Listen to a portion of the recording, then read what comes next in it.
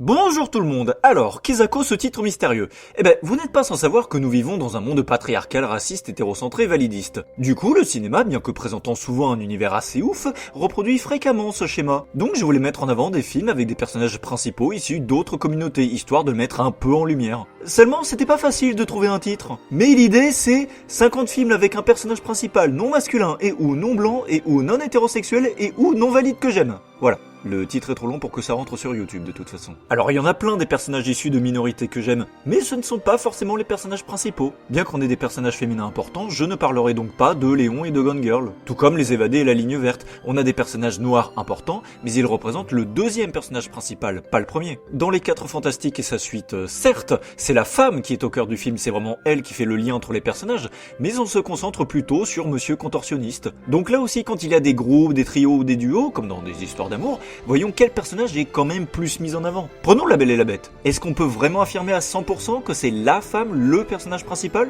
Pour les personnages principaux non blancs, ça me semble assez facile de les reconnaître. Pour les personnages principaux non valides, c'est déjà un peu plus compliqué parce que non valide, c'est très large. Alors porter des lunettes ne suffit pas à être non valide. Bruce Wayne alias Batman est traumatisé mais valide. Tony Stark alias Iron Man a un trouble de stress post-traumatique mais fonctionnel. En revanche, Jake Sully est paraplégique donc là ça marche. Matt Murdock alias Daredevil est aveugle et Maya Lopez alias Echo est sourde-muette, donc c'est ok pour tous les deux. Mais ce sont les personnages principaux de série. Et dans Dragon, Harold devient handicapé à la fin, donc ça marche. Et bon, je vais éviter de parler de films d'animation. Non, parce que sinon je prends à peu près tous les Disney et je fais du remplissage. Allez, rien qu'avec des héroïnes, je peux te balancer La Petite Sirène, Pocahontas, Mulan, Réponse, La Reine des Neiges, Autopie, Raya et le Dernier Dragon. Ouais, ça aurait été un peu du blabla évident. Et pour les personnages principaux non hétérosexuels, eh ben on a des films à destination de la communauté LGBT+.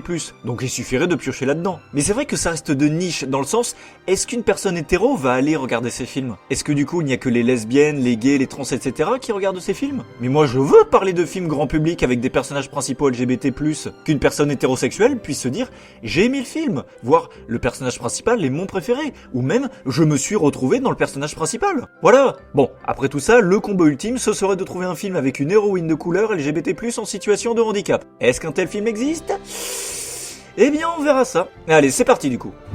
Numéro 1, 20 ans d'écart. Très bonne comédie romantique. Alors c'est un duo certes, mais c'est clairement Alice, jouée par Virginie Efira, qui est le personnage principal. C'est elle qui évolue et surtout, ça change. Parce que généralement, dans une comédie romantique, hétéro évidemment, on va plutôt suivre le mec. C'est lui qui à un moment va faire une connerie et qui du coup va devoir reconquérir la nana. Sauf que là, c'est la nana qui va mettre un stop à la relation et c'est elle qui va devoir réparer sa connerie. Dans une scène assez différente de ce que l'on a l'habitude de voir. Et du coup, le côté romantique marche bien et le côté comédie également. Il y a pas mal de répliques ou de scènes drôles. Il y a même une scène où le père de Balthazar est absolument génial, et puis moi j'approuve totalement ce film, parce qu'on a quand même Balthazar qui est un gauchiste, donc je le comprends très bien, qui tombe amoureux de Virginie Efira, donc je le comprends très bien, qui est une femme de 20 ans de plus que lui, donc je le comprends très bien, qui est de fait une MILF, donc je le comprends très bien. Enfin, je dis pas ça gratuitement, c'est une blague par rapport au film, calmez-vous. Enfin voilà, je vous encourage à le voir, et si jamais vous êtes une femme à qui ça donne envie de sortir avec un mec plus jeune, n'hésitez pas à laisser un commentaire. Numéro 2, Alien, le retour. Alors, je vais raconter un peu mon histoire. J'ai mis très longtemps avant de voir la saga Alien. Évidemment, j'avais vu plusieurs fois le Pourquoi j'ai raison et vous avez tort de Durandal sur l'anthologie Alien, et je trouvais intéressant la relation mère-fille entre Ripley et Newt dans la version longue du deuxième opus, mais j'avais pas non plus envie de regarder la saga, même si je savais déjà que le deuxième film serait le meilleur, le plus fort, le plus émouvant. J'ai ensuite regardé les vidéos de Guillaume Cassard. Premier film, ok, deuxième film toujours intéressant mais toujours pas intéressé, sauf que à la fin, littéralement dans la dernière minute de la vidéo, il nous place ça. Une fois ce combat remporté, Ripley a gagné sa place de mère, et Newt peut enfin l'appeler maman. Oh God.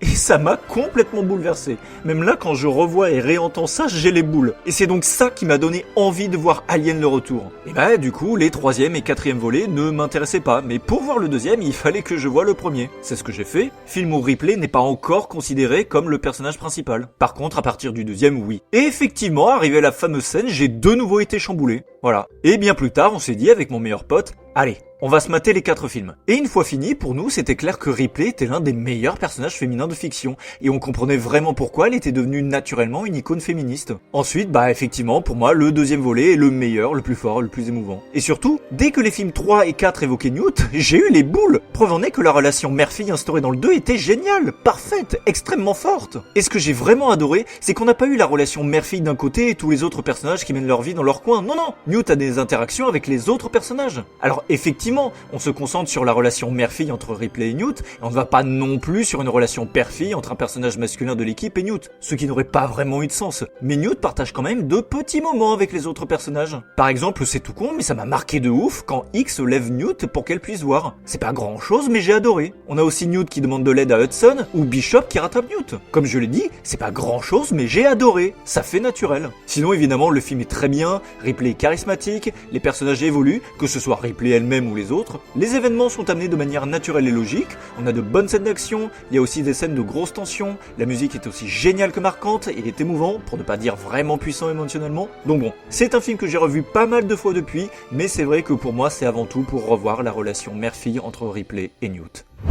Numéro 3, Birds of Prey. C'est un très bon film, assez bariolé à l'image d'Harley Quinn, qui peut partir dans un délire parodique de Marilyn Monroe pendant quelques secondes juste parce que ça le fait kiffer, même si évidemment c'est lié au scénario, et qui contient de bonnes scènes d'action, avec notamment des corps qui se font éjecter des voitures, c'est assez original visuellement pour le signaler, mais également de très bonnes chorégraphies, notamment avec Harley qui évoque son côté gymnaste. Et ce que j'ai adoré, même si ça me fait grincer des dents, c'est de voir à quel point Harley peut être violente avec des personnes, ou t'entends le bruit des os qui craquent. Cela dit, Black Canary n'a rien à lui envier, et c'est donc un film féministe qui va aborder le sexisme. Alors évidemment, on va présenter dans l'ensemble des mecs toxiques. La plupart des hommes vont faire du mal d'une manière ou d'une autre aux femmes qui ne sont pas prises au sérieux. Pour autant, ça ne veut pas dire que les femmes sont mieux que les hommes. On a bien les bonnes sœurs qui maltraitaient Harley, la collègue asiatique de Montoya qui la balance, ou les nanas qui ont quelques griefs envers Harley. Et Harley elle-même, justement, c'est pas un modèle de vertu. Et puis Canary est violente, Huntress est une tueuse, et Cassandra est une voleuse. On a connu mieux. Mais on peut aussi trouver ça plus intéressant quand on se dit que les héroïnes s'adaptent en réalité à ce monde de brutes. Canary est violente en réaction à la violence des hommes. Huntress assassine des gens, mais uniquement ceux qui ont assassiné sa famille. Et Cassandra vole parce qu'elle n'a aucun repère. Elle se trouve dans une famille d'accueil qui passe son temps à gueuler et qui ne s'occupe pas d'elle. Et on pourrait même dire ça d'Harley avec son père qui cherchait à s'en débarrasser, les bonnes sœurs qui l'a frappé, et le Joker qui l'utilisait quand elle pouvait lui être utile et qui l'a largué quand il a estimé qu'elle n'avait plus rien à lui apporter. La violence engendre la violence. Et même les mecs finalement sont plus nuancés. On ne dit pas homme égale pourriture. Et ça aurait été basique d'avoir comme méchant un grand mec baraqué bien viril. Et blanc tant qu'à faire. Et hétéro. Roman est maniéré, mais il n'en reste pas moins très dangereux. On met plutôt en avant l'idée que n'importe quel homme peut être toxique. La preuve en est que le patron de Montoya est noir. Ou encore Doc qui est un vieux taïwanais. Et à contrario, comme mec positif, autant que possible, on a un mafieux, certes, mais blanc, et qui va sauver la petite Huntress. Et elle-même va être élevée par des hommes. Ce n'est pas femme versus homme, ce n'est pas aussi manichéen. Sinon, les actrices et les acteurs sont nickel, les personnages sont attachants, d'ailleurs paradoxalement Huntress est sans doute la plus dangereuse, mais aussi la plus mignonne. La mort du méchant fait plaisir à voir. On a assumé qu'Harley Quinn était bi, j'ai vraiment trouvé ça cool, et que ce soit directement montré à l'écran via les différentes allusions qu'Harley sort, le costume d'Huntress ressemble un tout petit peu plus à celui des comics à la fin, et les quelques blagues présentes marchent bien. Donc si vous n'avez pas vu le film, je vous le conseille. Numéro 4, Black Panther. Voilà, donc clairement l'un des meilleurs films du MCU avec un excellent acteur hyper charismatique qui incarne un personnage principal extrêmement noble qui doit mériter son trône, qui se pose des questions, qui cherche à faire les bons choix. Mais tous les autres personnages du film sont bien en fait. D'ailleurs, il y a une romance, mais le détail intéressant, c'est que c'est pas une personne que va rencontrer T'Challa, c'est son ex, avec qui il s'entend bien, qui est une personne de confiance. Donc ça change. C'est aussi intéressant de voir l'allié devenir l'adversaire et l'adversaire devenir l'allié. Et le méchant, Killmonger, qui est aveuglé par une haine légitime, a de vraies motivations, que l'on n'approuve pas, parce que commettre un génocide c'est pas bien, apparemment on est obligé de rappeler ce détail, mais que l'on comprend. Car oui, c'est injuste que les Noirs subissent des discriminations de toutes sortes et voient en plus leurs ressources pillées par les Blancs colonisateurs. Et en dehors de ça, le film est très beau, l'intro en sable est sympa, on a de bonnes scènes d'action et un chouette cameo de Stan Lee. Et puis je vous avoue que pour moi qui m'y connais un peu, voir les différentes cultures africaines, ça a été un pur régal. Que ce soit au niveau des personnages, des costumes, des décors, des chants, des musiques. Oh, c'était génial. D'ailleurs, en parlant de musique, on a aussi des musiques associées à la communauté afro-américaine. Et symboliquement, on a donc deux visions de la culture noire qui s'affrontent, comme Black Panther et Killmonger. Notez par ailleurs que le violet et le jaune sont des couleurs opposées. Et puis bon, évidemment que j'approuve le message d'entraide et de solidarité quand T'Challa dit que le sage construit des ponts, alors que l'idiot érige des barrières. Ce qui est donc une pique à Trump, ce qui n'est donc pas pour me déplaire. Donc voilà, très bon film. Et très rapidement, je ne parlerai pas de Black Panther 2. Parce que là, tu sens clairement que ce film n'est pas celui qu'on aurait dû avoir. Tu sens tellement le fantôme de Chadwick Boseman qui plane au-dessus de ce film. Donc je préfère ne pas en parler. Mais la mort de l'acteur m'a vraiment brisé le cœur. Numéro 5, Black Swan. Bon, je pense que vous vous rendrez compte assez facilement dans cette présentation de 50 films que... Alors, je sais pas si je peux dire que je suis fasciné, mais au moins, j'adore les personnages névrosés. J'aime les histoires qui tournent autour de personnages qui ont des traumatismes, qui vont pas bien dans leur tête. Et Nina va effectivement pas bien dans sa tête, ce qui fait qu'elle est non valide. Et pour l'orientation sexuelle, ce n'est pas clairement défini. Notamment parce que Nina ne va pas bien dans sa tête. Bon, après, j'ai déjà eu l'occasion de parler de ce film, il y a un très bon jeu de couleurs, notamment, aussi bien au niveau des décors que des costumes, les actrices et les acteurs sont bien, le film est vraiment prenant. Mais attention si, comme moi, vous craignez un peu tout ce qui touche au corps humain. J'en dis pas plus, vous êtes prévenus.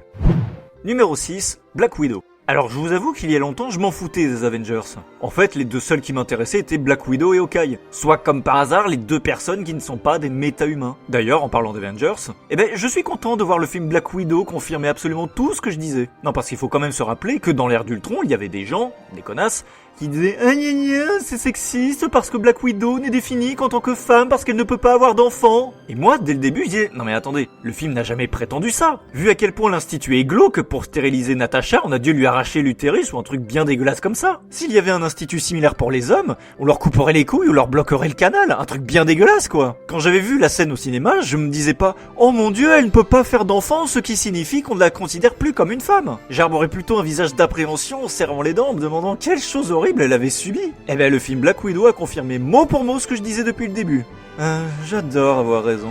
Mais bon, il aura donc fallu un petit moment avant d'avoir une série Hawkeye et un film Black Widow, mais le film est très cool. Son générique est superbe, les premières images font brillamment penser à tout ce qui est prostitution infantile, trafic d'enfants, et en l'occurrence de petites filles, et ça fait froid dans le dos. Le film est une représentation évidente du patriarcat. Voilà, le méchant du film c'est un gros porc dégueulasse, un vieil homme blanc hétéro qui exerce son contrôle sur des femmes, qui n'hésite pas à abuser de son pouvoir en frappant une jeune femme. Donc un personnage très sympathique et courageux comme on aime. D'ailleurs, la scène qui m'a le plus marqué est quand Dreykov menace de frapper Natasha et qu'elle a un mouvement de recul, comme si tout d'un coup elle était redevenue une petite fille fragile. Et pour les gens qui critiquent Taskmaster en disant que ça correspond pas à ça dans le comics que personne n'a lu, je comprends. C'était effectivement trop subtil, donc on va voir ça ensemble. Répétez après moi. Patriarcat, littéralement le commandement du père. Et on a quoi dans le film? Un père qui s'en bat les couilles de sa fille, qui exploite littéralement sa propre fille. Je sais que c'est énervant, mais le film va pas s'excuser parce qu'il est cohérent de bout en bout. On a quand même un mec qui se dit « Oula, il y a une fille qui s'est émancipée. Non mais attends, faut la retrouver et la buter. »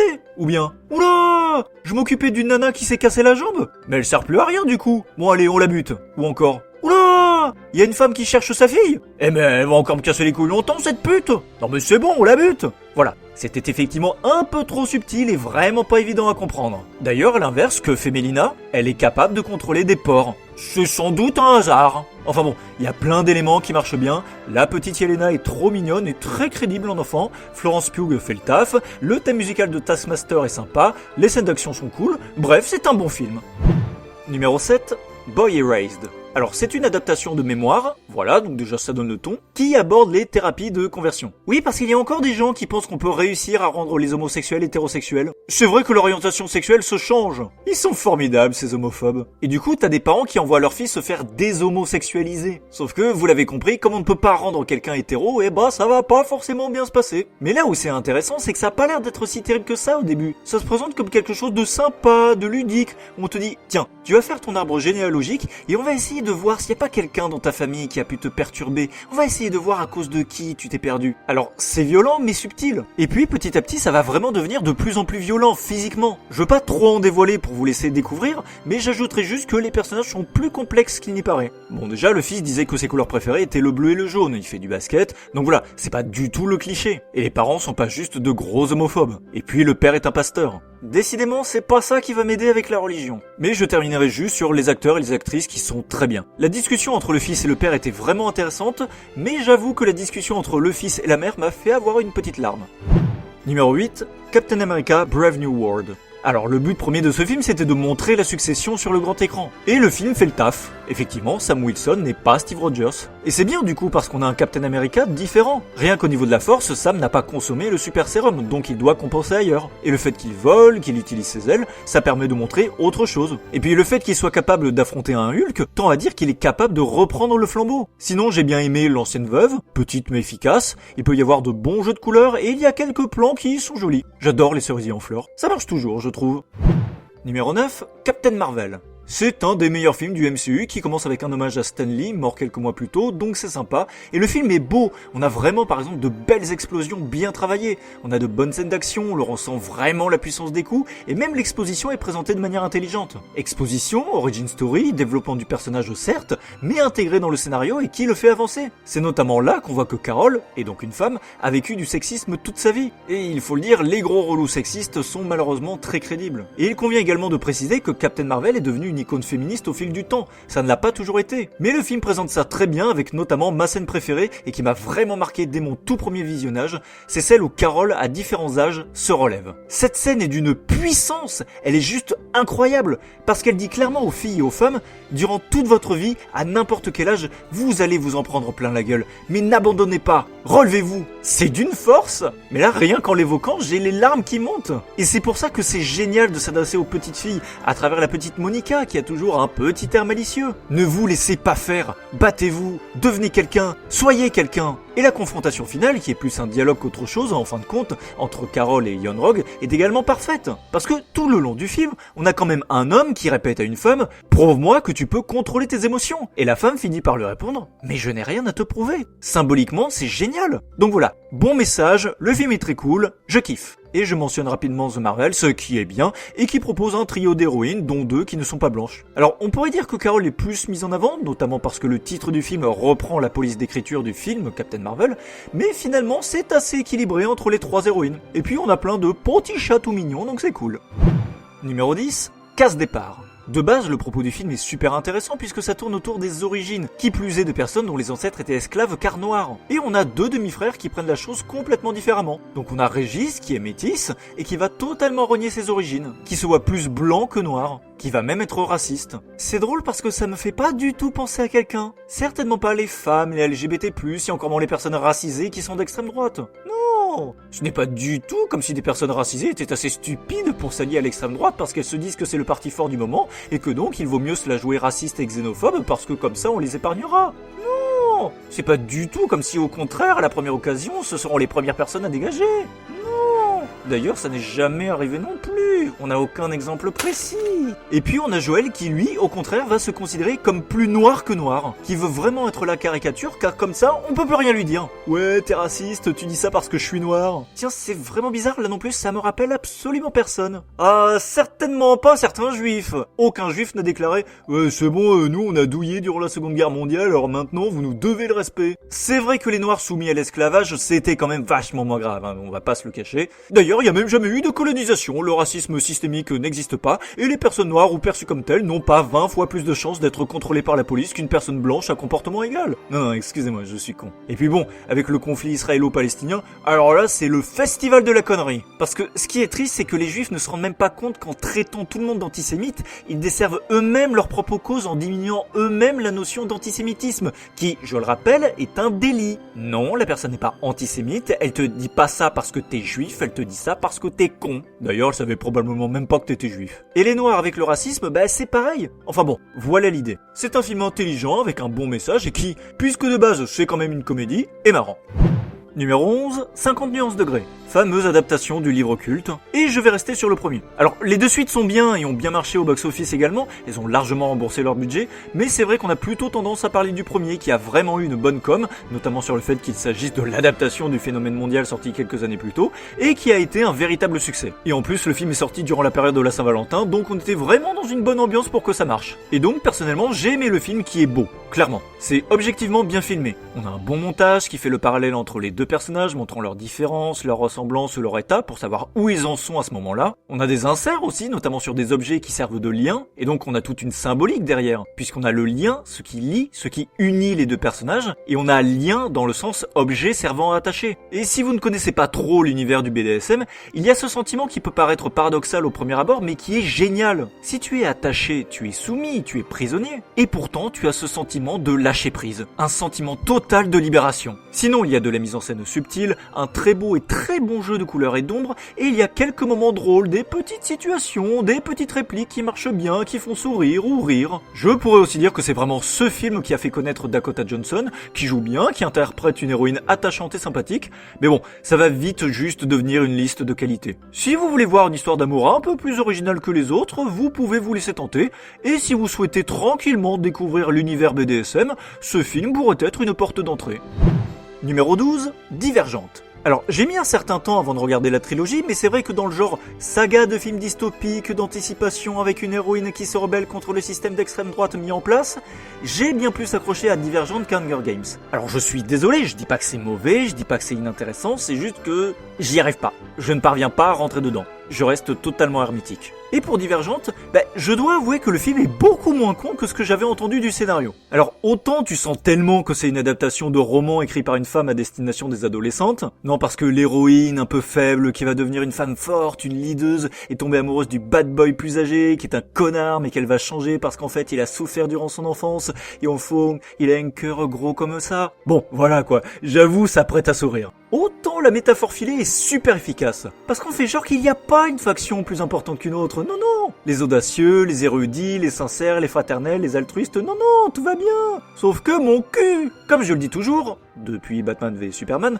le savoir c'est le pouvoir, et les érudits sont ceux qui détiennent en réalité le pouvoir, qui utilisent les audacieux comme des gros bras qui font le sale boulot et éliminer les altruistes, ceux qui ont des émotions, qui vont vers les autres, qui prônent l'entraide, littéralement tout ce que veut supprimer l'extrême droite. Donc tout ça, ça me parle bien, et moi je rentre complètement dedans. Donc franchement, moi je dis, Shailene Woodley est très convaincante, Triss est plutôt charismatique, les effets spéciaux sont assez dingues, je valide totalement le message, non c'est vraiment une bonne trilogie. Ah et puis dans le 2 et le 3, il y a Naomi Watts. J'adore cette actrice, donc c'est cool. Et si vous voulez connaître mon ordre de préférence, tout simplement 1, puis 2, puis 3. Numéro 13, Drone.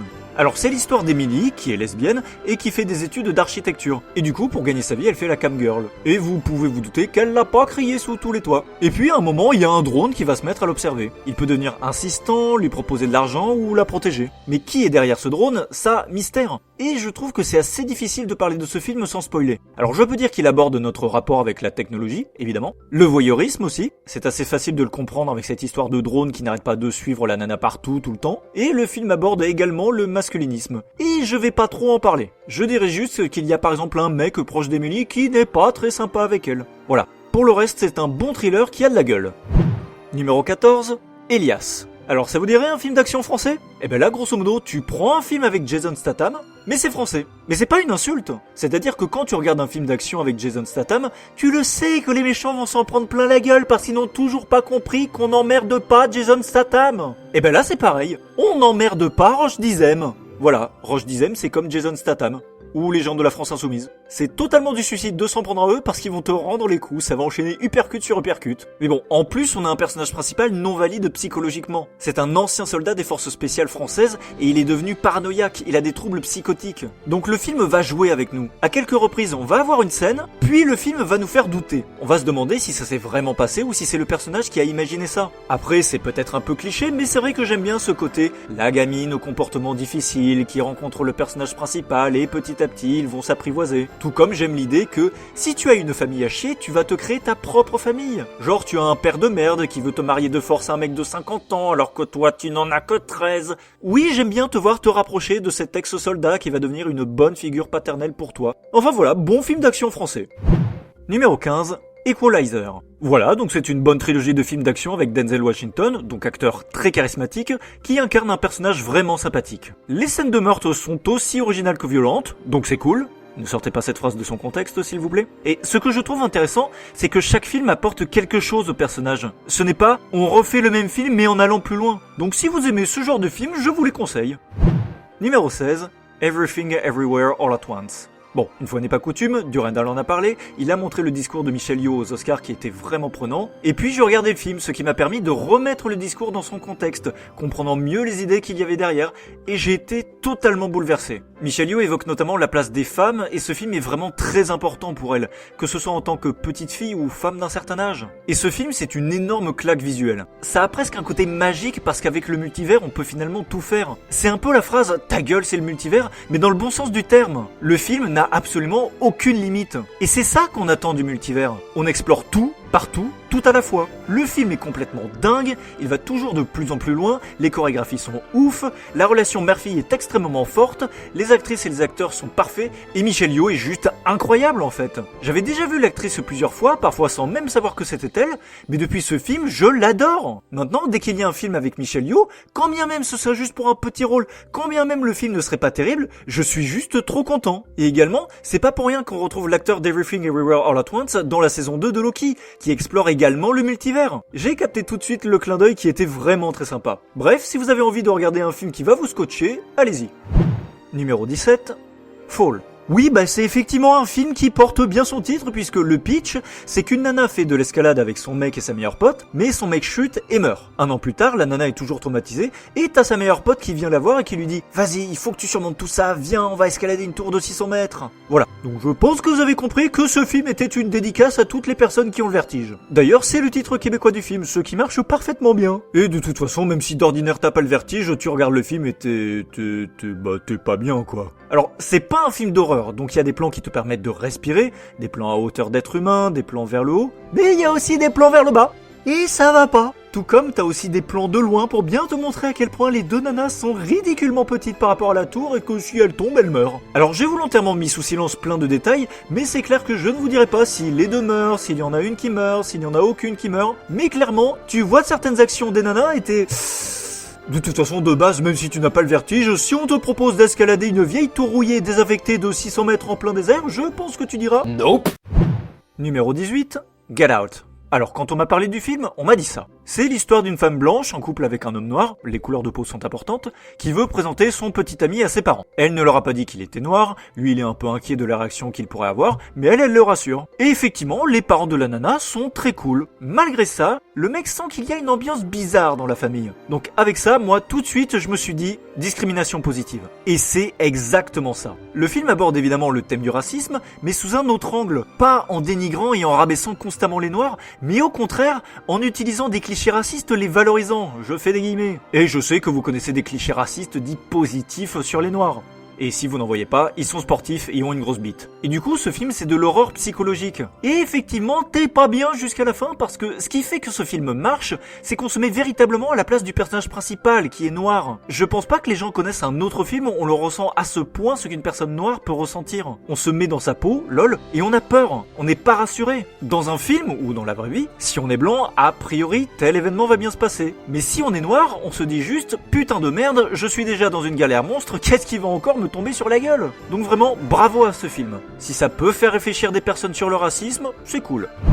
Numéro 19, I Love You, Philip Morris. Alors pour rester simple, j'ai juste envie de dire que ce film est inspiré de l'histoire vraie d'un escroc professionnel qui est gay et qui, une fois envoyé en prison, va tomber très amoureux de Philip Morris donc. Et j'ai presque envie de dire que le fait qu'il soit gay, on s'en fout, mais dans le bon sens du terme. Bien évidemment que le fait qu'il soit gay est important dans l'histoire puisqu'il rencontre en prison et fait tout, et genre vraiment tout, pour être avec lui. Mais ce que je veux dire, c'est que c'est normal. À aucun moment je me suis dit, tiens, je suis un personnage gay qui aime un autre personnage gay. Non, pour moi, c'est juste un couple. Ce sont deux hommes qui s'aiment. Point. Non, le vrai truc très impressionnant, c'est le côté arnaqueur du personnage principal. Les escroqueries sont juste dingues. Pour le coup, tu es tenté de te dire que les arnaques sont tellement énormes que le gars réussit à chaque fois à escroquer tout le monde que tu ne verrais ça que dans un film. Mais quand tu sais que ce mec a vraiment existé et a vraiment fait tout ça, tu es obligé de reconnaître que ça force l'admiration quelque part.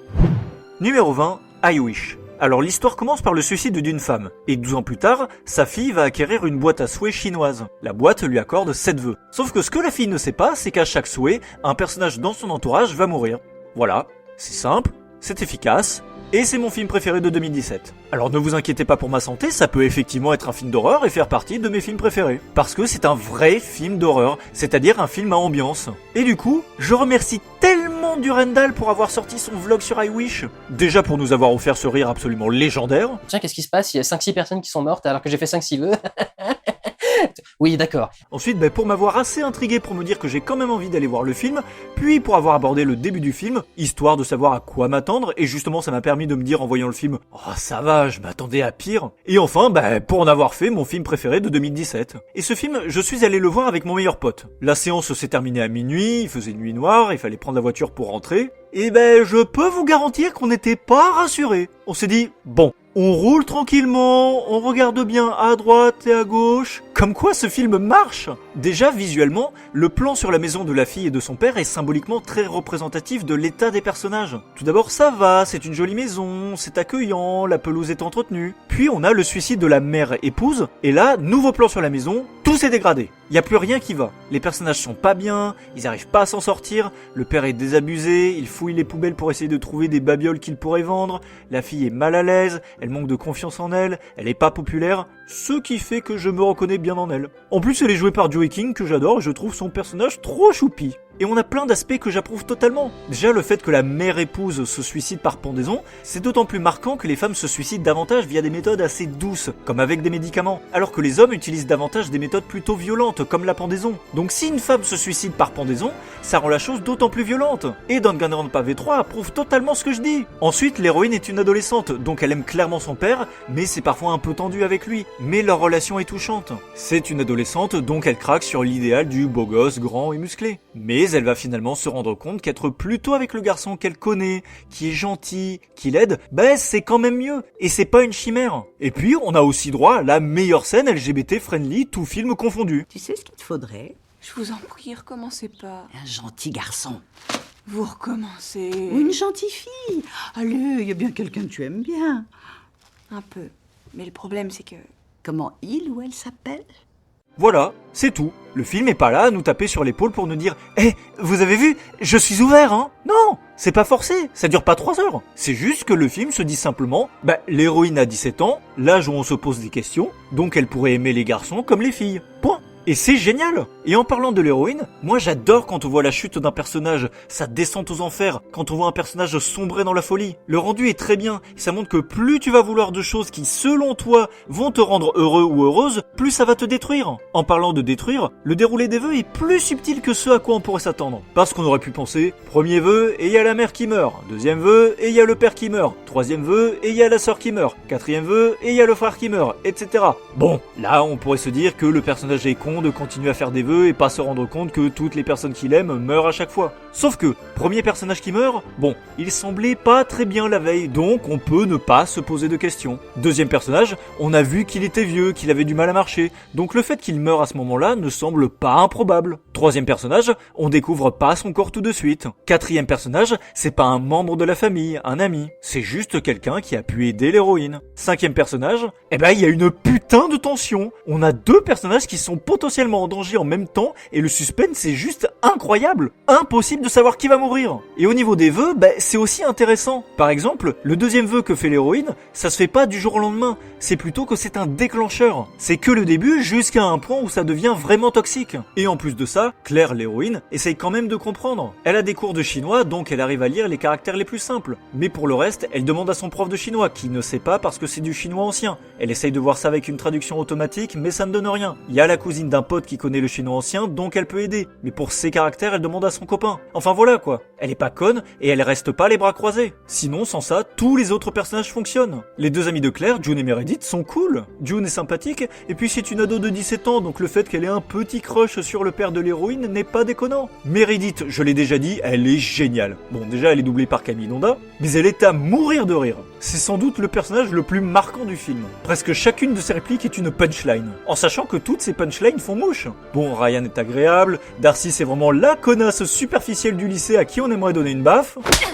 Merci. Non, franchement, tout est cool. Même la petite mélodie qui se joue quand la boîte à musique chinoise s'ouvre, elle est terrifiante. Et en parlant de boîte qui s'ouvre, tu vois que même avec des chaînes et un cadenas, y a rien à faire. C'est terrifiant. Et c'est pour ça que tous ces éléments font que pour moi, c'est un vrai et bon film d'horreur. Et c'est pour ça que j'adore ce film. C'est un film à ambiance. C'est un film psychologique.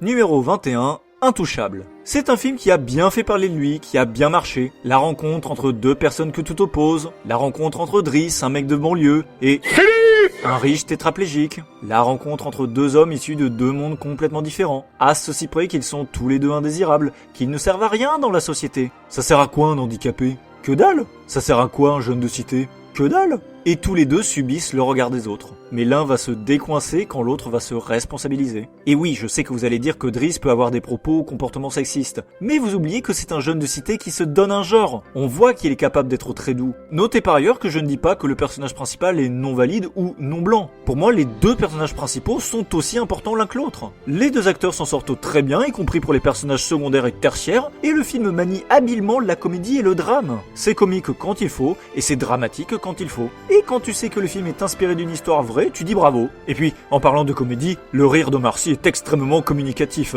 Tu vas le suivre dans ses fous rires. Il y a de bons dialogues, il y a un bon répondant, le film est bien réalisé, l'intro avec tous les candidats est très sympa, il y a une certaine insistance sur la musique, et d'ailleurs la musique originale du film est très belle, très touchante, très émouvante. Donc voilà, excellent film. Ça fait également réfléchir sur les conditions de vie des personnes en situation de handicap. Et aussi, bon, je sais pas si vu ma gueule je suis assez légitime pour en parler, mais si ce film peut aider les personnes qui vivent dans les cités, qu'elles puissent se dire « je peux m'en sortir, je peux vivre autre chose, je ne laisse pas tomber », bah tant mieux. Ah et sinon il y a Hawkeye dans le film. Patrick Juvet, c'est sa voix française en fait. Voilà, je tenais à le caser.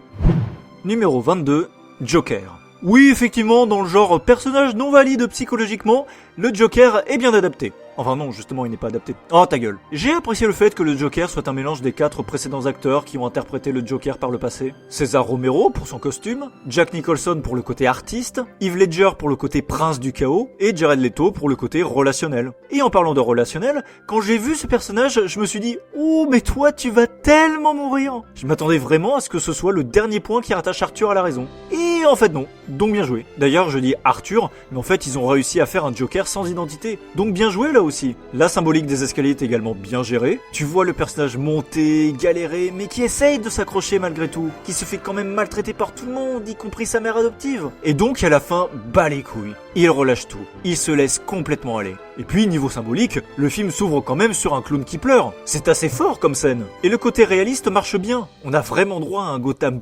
pourri, crade. L'assistante sociale fait ce qu'elle peut avec ce qu'elle a, mais même elle, on lui dit « T'es pas importante, dégage, on te coupe les crédits ». Le sexisme montré est très réaliste aussi, avec les 3 gros relous de merde qui emmerdent une pauvre nana qui n'a rien demandé. Mais il y a quand même des personnes qui ont dit que la première scène de violence n'était pas très réaliste parce qu'elle était gratuite. Alors que, au contraire, la première scène de violence est justement très réaliste parce qu'elle est gratuite. Et ce qui est assez ouf, c'est que Thomas Wayne, c'est Macron. Mais il y a des œuvres comme ça. Tu joues à Persona 5 et tu vois Shido, tu regardes Joker et tu vois Thomas Wayne, tu te dis « Ouais, c'est complètement Macron ». C'est même assez effrayant. Parce que là, Thomas Wayne, c'est quand même cette raclure de riche qui va insulter les gens, qui va sortir des petites phrases, qui va montrer son mépris, mais qui, malgré tout, va quand même te dire « Non mais attendez, je suis la solution ». Mais ferme ta gueule, salopard de riche de merde. Et du coup, le message passe bien, surtout pour nous Français. On a quand même des riches qui sont complètement déconnectés, qui ne connaissent rien à la vraie vie, qui n'en ont rien à foutre des pauvres, qui imposent leur vision des choses. Mais vous devriez faire attention avec votre mépris. Vous n'êtes pas à l'abri d'une révolte. Et quand le peuple dit « maintenant ça suffit » et souhaite renverser l'ordre établi, vous avez beau être des bourgeois pleins de thunes, vous allez pas faire long feu. Surtout quand c'est justement un déséquilibré qui mène la danse et qui crée du coup une révolte à son image. Et c'est pas comme si dans l'histoire, il n'y avait eu aucun politicard assassiné ou failli être assassiné par un illuminé. Donc descendez de votre piédestal. Bon, et sinon, comme je sais que vous allez me le demander, bah Joker 2 renie son prédécesseur. Quand tu commences par « oui, mais en fait Arthur se bat contre son ombre », bah c'est faux. Et le film ne peut pas marcher en fait simplement déjà parce qu'on a oublié le nombre de victimes tuées par le Joker. Notamment la psy à la fin. Et là il était interné. Il était censé être Arthur et non le Joker. Donc le film ne peut pas dire que le Joker est le mal incarné alors qu'Arthur, depuis qu'il est interné, a un comportement exemplaire. C'est faux. Il a buté une psy. Et puis bon, Harley Quinn, déjà elle lui ment, et puis elle l'encourage à être le Joker, à ne plus être Arthur. Sauf que, à la première occasion, quand il dit qu'il est Arthur et non le Joker, elle le laisse tomber. Alors qu'est-ce qu'elle a de plus que les autres fans qui veulent voir le Joker et non Arthur? Enfin bref. Numéro 23, Kill.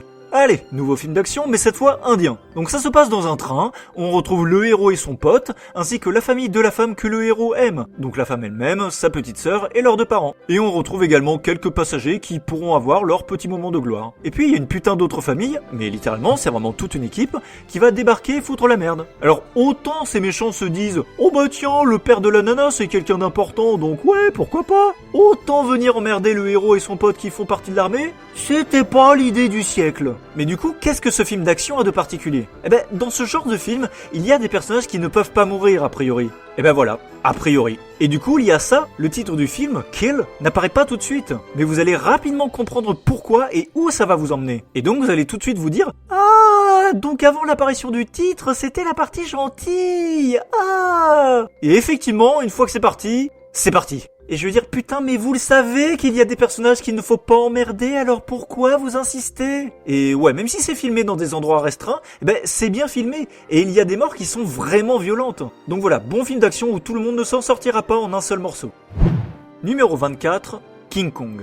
J'ai déjà eu l'occasion d'en parler, bien sûr que le film est incroyable, bien sûr qu'il va te faire pleurer, bien sûr que tous les personnages sont bien complexes et développés, bien sûr qu'on a droit à des scènes absolument cauchemardesques avec ces saloperies de putain de bestioles de merde à la con, bien sûr que Peter Jackson s'est fait plaisir, parce qu'un Vastatosaurus Rex, c'était pas assez, donc il fallait en ajouter, mais il en a pas ajouté un, il en a ajouté deux. Pas un, deux.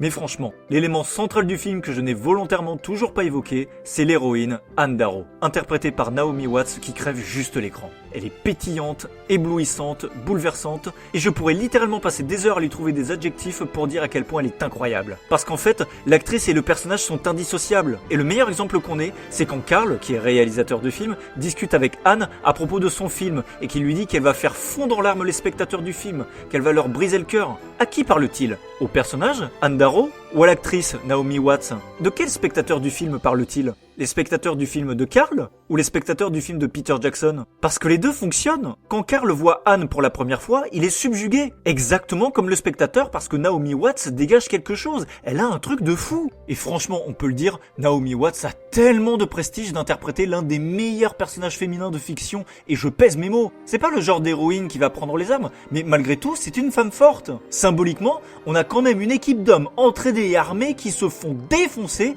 alors qu'une femme qui n'est pas aventurière suivie parce qu'elle agit avec intelligence, en utilisant notamment ses talents d'artiste. Alors que moi, mais je serais tellement mort 1 milliard de fois. Alors mort d'une crise cardiaque, mort par chute, mort parce que je me suis fait bouffer, j'en sais rien, mais je serais complètement finito. Mais Anne, c'est une putain de survivante. C'est la femme la plus courageuse qui existe. Alors que putain, vu tous les événements tous plus traumatisants les uns que les autres qu'elle a vécu, mais elle serait bonne pour 20 ans de psychothérapie. Mais elle, ça va, elle s'en sort. Chapeau bas.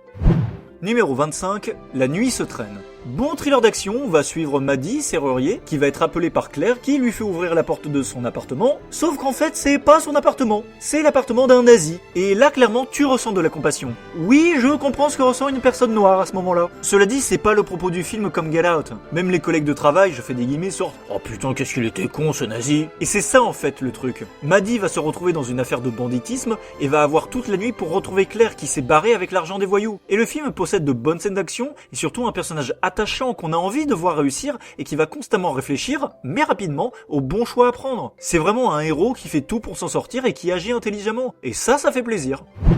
Numéro 26, La vie d'Adèle. Alors bien sûr que je pourrais dire que Léa Seydoux est très bien et que c'est vraiment ce film qui a révélé Adèle Exarchopoulos, qui est devenue depuis l'une des actrices françaises les plus bankable. Mais c'est vrai que c'est plus pour le symbole que j'ai eu envie de mettre ce film, parce qu'il faut quand même rappeler que La vie d'Adèle est sortie en 2013, année où l'on a enfin autorisé le mariage homosexuel en France. Donc tout le monde avait la tête à ça durant cette année. Mais on ne s'est pas dit, attendons un peu avant de sortir le film, que tout le monde se calme. Non, non, le film a bien marché, je pense pas que seuls des personnes LGBT ou LGBT friendly se soient déplacés au cinéma pour le voir. Et si le film, qui ne s'est pas caché du coup, a permis à des personnes de se sentir plus à l'aise avec leur orientation sexuelle, notamment des femmes ou des filles, qui se disent aujourd'hui lesbiennes ou bisexuelles et qui se sentent bien dans leur peau, bah tant mieux. Numéro 27, Last Night in Soho. Donc on a Ellie, étudiante en mode, fan des années 60, qui débarque à Londres. Et chaque nuit, elle va être transportée dans les années 60, justement, où elle va se dédoubler en Sandy, qui aimerait devenir chanteuse. Alors au début, ça a l'air cool, et puis rapidement, on va sentir que ça pue. Bon, déjà, la nana est non valide. Alors clairement, quand tu vois le film, tu comprends bien qu'elle a des troubles mentaux. Mais en fait, dès le début du film, c'est annoncé qu'elle a des problèmes. Parce que si elle voit sa mère morte qui s'est suicidée, on se dit que oui, effectivement, ça pourrait aller mieux. Et ses visions vont clairement aller de pire en pire. Je vais pas tout dévoiler, je dirais juste marionnette et femme-objet. Je pense qu'on comprend très bien l'idée, c'est Gênance 2000, et à partir de là, tu sens vraiment que tu es sur une pente extrêmement malsaine, que c'est vraiment là le début de la descente aux enfers. Et l'idée, c'est qu'on se dit qu'aujourd'hui, c'est pas terrible, et du coup, on va fantasmer un passé qu'on n'a même pas forcément vécu, en fait. Et le film te dit que la nostalgie, c'est pas forcément tip-top, hein. Il ne faut pas vivre dans le passé. Si tu n'arrives pas à te détacher du passé, le passé, il va revenir te voir et te foutre une grosse claque dans la gueule. Et c'est pour ça que le fait qu'on ait un acteur noir est totalement cohérent par rapport au message du film. Je veux dire, d'un côté, on a de vieux hommes blancs, donc synonyme d'archaïsme, et de l'autre, on a un jeune homme noir, donc synonyme de modernité. On a les vieux hommes blancs qui font du mal à Sandy, et on a le jeune homme noir qui aide Ellie, qui est gentil avec elle, qui la soutient. Et sinon, en dehors de ça, le film est très beau visuellement, il y a un bon jeu de couleurs, il y a un bon jeu de reflets, il y a un bon jeu de miroir, et puis j'adore avoir des dialogues qui semblent anodins à la première écoute, mais qui, une fois que tu sais ce qui s'est passé, prennent un tout autre sens absolument génial. C'est comme si les dialogues te sortaient. Ah bah oui, nous on t'a dévoilé la suite du film sans même que tu t'en rendes compte. C'est génial. Enfin bon, les actrices et les acteurs sont top, Ellie est trop choupie, le film est très chouette, je recommande.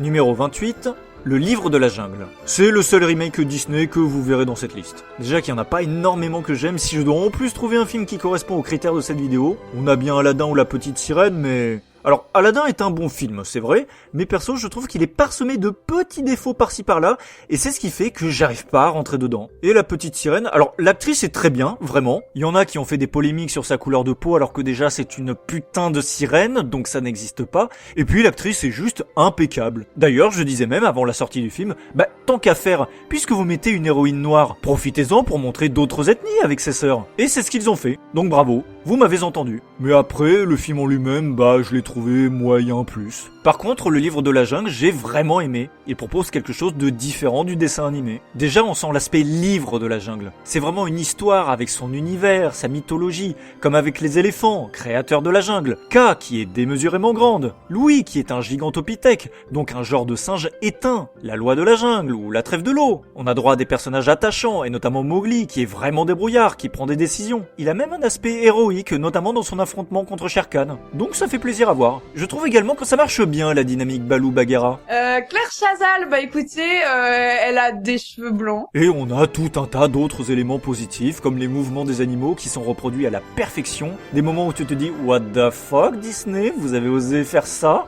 Des passages qui peuvent faire peur aux enfants, des voix françaises bien connues. Et le film peut même avoir par moments un côté épique. Donc ouais, je le conseille. Je trouve que c'est un remake qui en vaut vraiment le coup d'œil.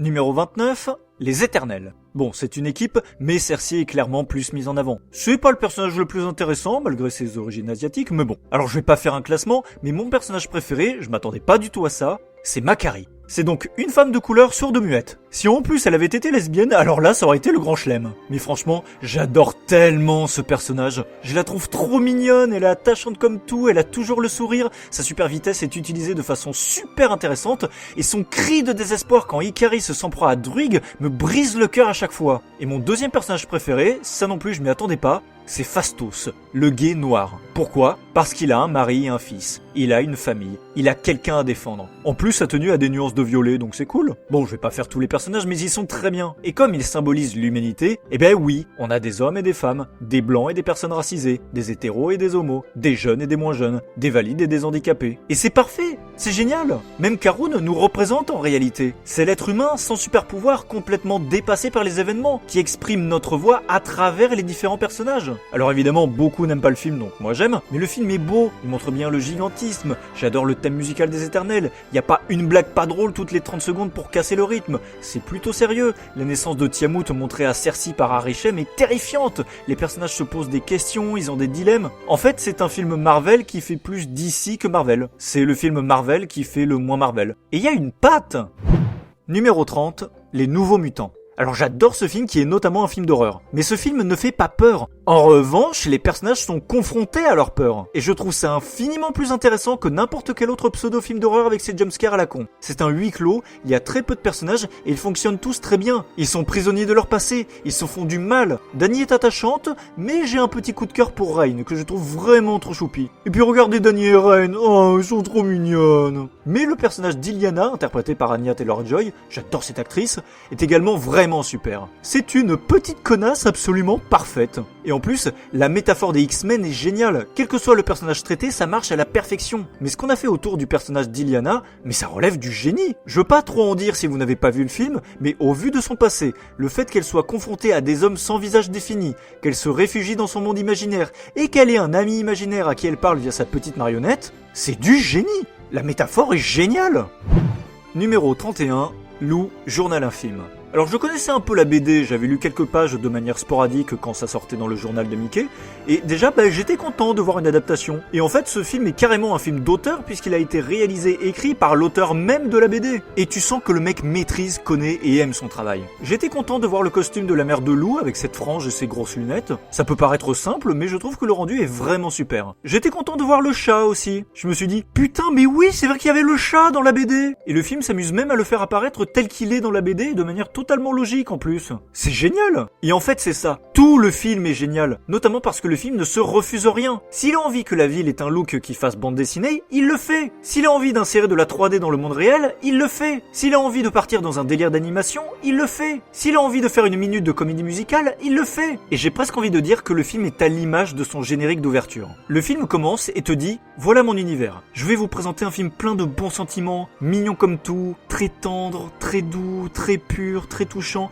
et qui peut vous émouvoir. J'ai presque une petite larme qui coule en entendant la petite chanson du début et en voyant cette sincérité qui se dégage, qui montre le temps qui passe avec cet amour entre une fille et sa mère, l'amitié entre les deux copines qui se connaissent depuis l'enfance. Et ça te montre que le film est créatif. Parce que oui, le film est hyper créatif. Il a son univers, il est coloré. Et franchement, j'ai vu ça dans aucun autre film. Ça peut être aussi créatif dans les délires, dans les gags. Tu regardes les poupées, le coussin, tu te dis mais c'est génial. En fait, c'est aussi créatif que le personnage de Lou lui-même. Elle filme les feuilletons de ses poupées, elle fabrique des costumes, elle est choupinette comme tout, elle est adorable, elle est trop mignonne avec sa petite voix, son sourire constant. Et l'actrice joue super bien. Alors, toutes les actrices et tous les acteurs adultes jouent bien, mais c'est également valable pour les enfants. C'est vraiment super chouette. Et en parlant des enfants, il faut dire aussi que le film est drôle. Il peut même comporter quelques blagounettes de cul. La mère de Mina est très drôle, mais la palme revient sans conteste à Marie-Émilie. Cette fille est juste géniale. Littéralement, chacune de ses répliques est absolument incroyable. Elle part à fond dans ses délires, elle s'arrête jamais et tu te demandes juste où elle va en fait. Où est-ce qu'elle va chercher tout ça? Enfin voilà, c'est un film vraiment très sympathique, gentil, honnête, donc bravo, regardez-le.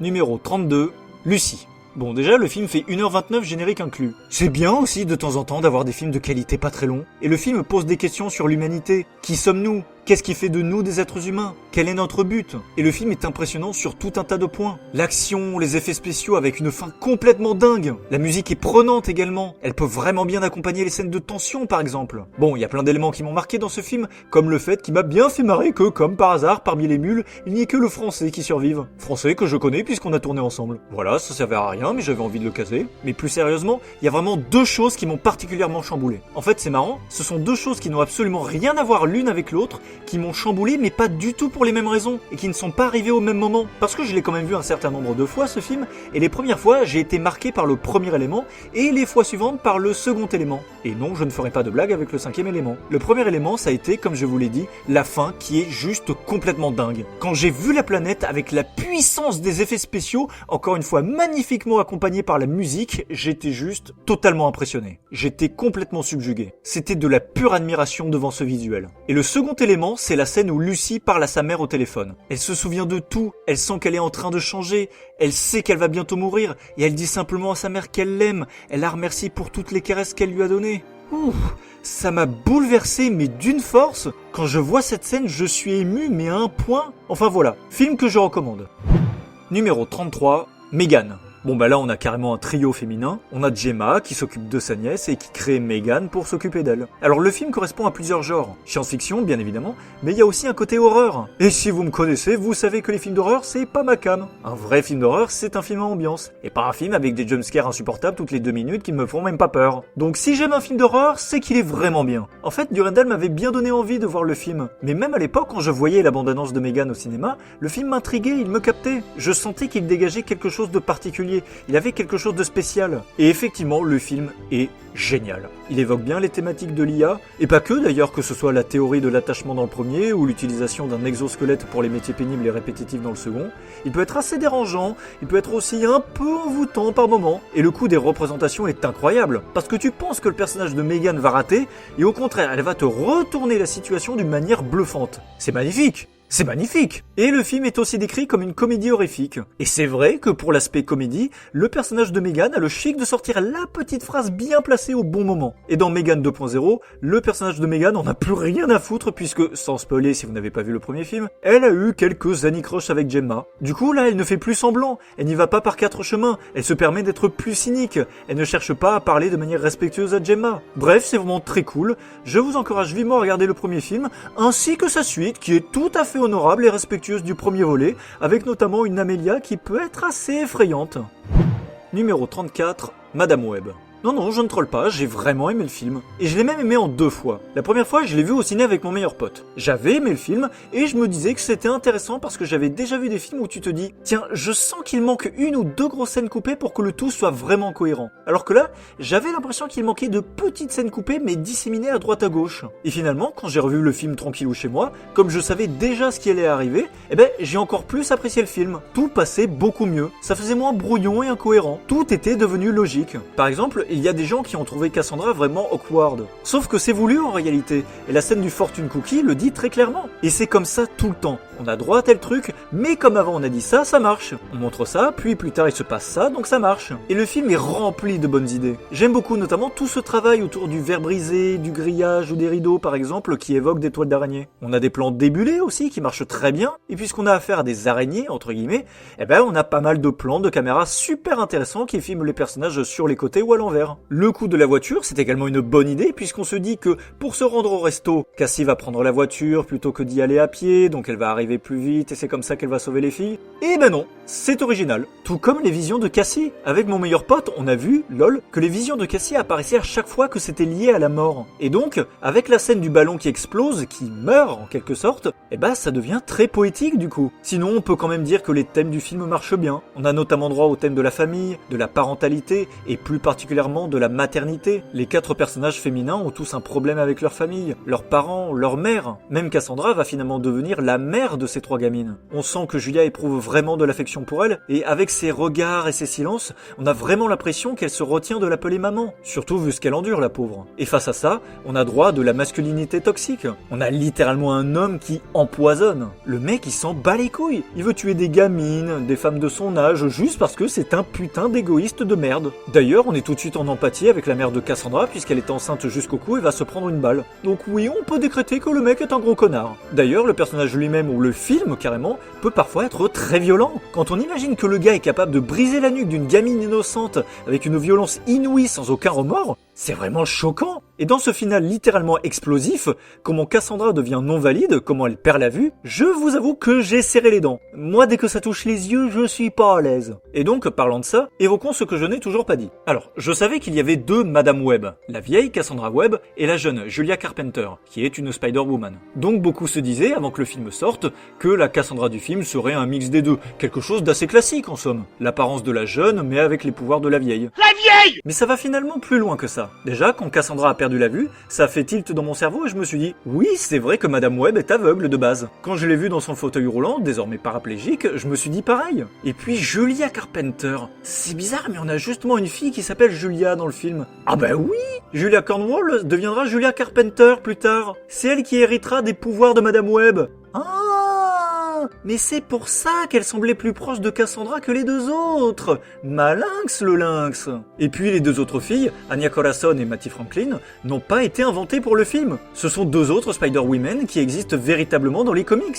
Bah bravo, bien joué. Donc bon, je vais pas développer pendant 3 ans encore, mais j'ai aimé le film et je continuerai de le défendre. Si vous ne l'avez pas vu parce que vous avez entendu les critiques négatives d'autres personnes, faites-vous votre propre avis. Numéro 35, Margarita with a Straw. Et oui putain, un film avec un personnage principal non masculin, non blanc, non hétérosexuel et non valide, ça existe. Par contre, c'est le seul. Donc celui-là, vous allez le retenir. Et j'avoue, c'était galère de le trouver, parce qu'il n'y a pas de VF, et je n'ai pas trouvé de VOSTFR. Ça existe, mais ça a pas l'air facile. Du coup, moi j'ai regardé le film avec des sous-titres anglais. Donc je comprends, surtout si vous avez un peu de mal avec l'anglais, que ça puisse faire peur. Mais en vrai, ça passe bien. Globalement, il n'y a pas non plus énormément de dialogue, dans l'ensemble les personnages ne parlent pas trop vite, et les textes sont plutôt simples. Parce que l'héroïne est atteinte d'une paralysie cérébrale, donc elle est en fauteuil roulant, et elle s'exprime, disons, un peu difficilement et lentement. Et les personnages autour d'elle font pareil, pour qu'il y ait une compréhension. Donc ça déjà, c'est vraiment bien pensé. Mais je vous cache pas que je me suis dit, ouah, putain, ça risque d'être chaud. Parce que, pour faire une comparaison, 120 battements par minute, j'ai pas pu regarder jusqu'au bout. Non, parce qu'un gamin qui meurt du sida, wouhou! Donc là, j'étais en mode... Bon bah du coup non.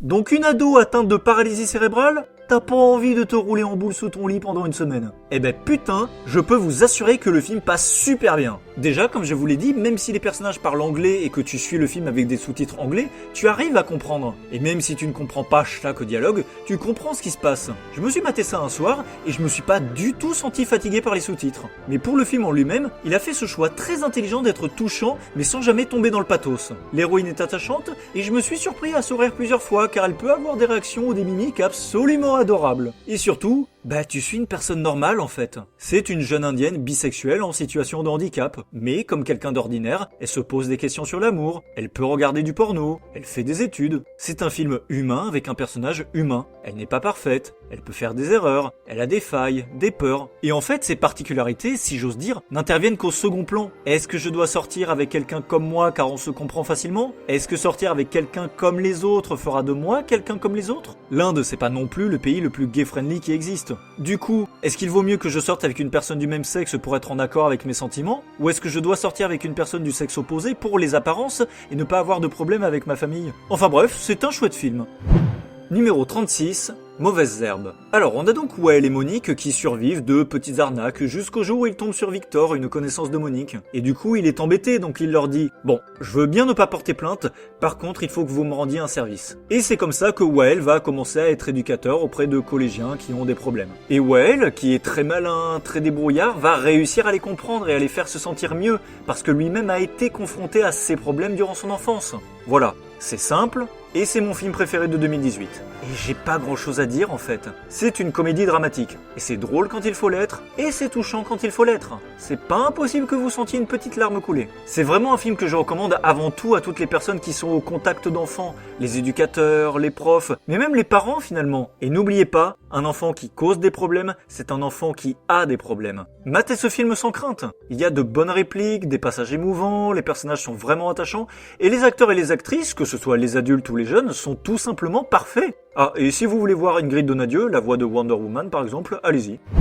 Numéro 37, Mr Babadook. Alors j'ai déjà eu l'occasion d'évoquer ce film, notamment à propos des couleurs où grosso modo soit c'est blanc, soit c'est gris, soit c'est noir, et évidemment c'est noir chez Amélia qui s'occupe de son gamin insupportable, comme si symboliquement on voulait te faire comprendre qu'elle n'est pas au meilleur de sa forme. Et là c'est sûr qu'il faut souligner à quel point l'actrice joue bien, parce que son personnage a l'air tellement épuisé, c'est assez incroyable. Et justement, c'est vrai qu'on pourrait se demander si Amélia n'est pas un personnage non valide, parce que c'est vrai que psychologiquement elle va pas bien du tout, mais c'est lié au deuil de son mari non résolu, à la dépression sévère qu'elle nous fait et à son anxiété parentale extrême. Du coup, ces visions sont liées à son traumatisme et le film joue justement sur ça. Est-ce que le Babadook est un vrai monstre ou une projection de son état mental? Bon oui, bien sûr, vous avez compris que son trouble était pensé comme métaphorique. Le Babadook incarne le deuil, la colère et la douleur qu'elle a refoulée. Et c'est vraiment très osé de montrer symboliquement un parent qui n'aime pas son enfant. Ça, c'est la pire chose qui puisse arriver pour un enfant. Mais là où c'est encore plus osé, c'est qu'on montre une femme, une maman qui n'aime pas son putain de gosse.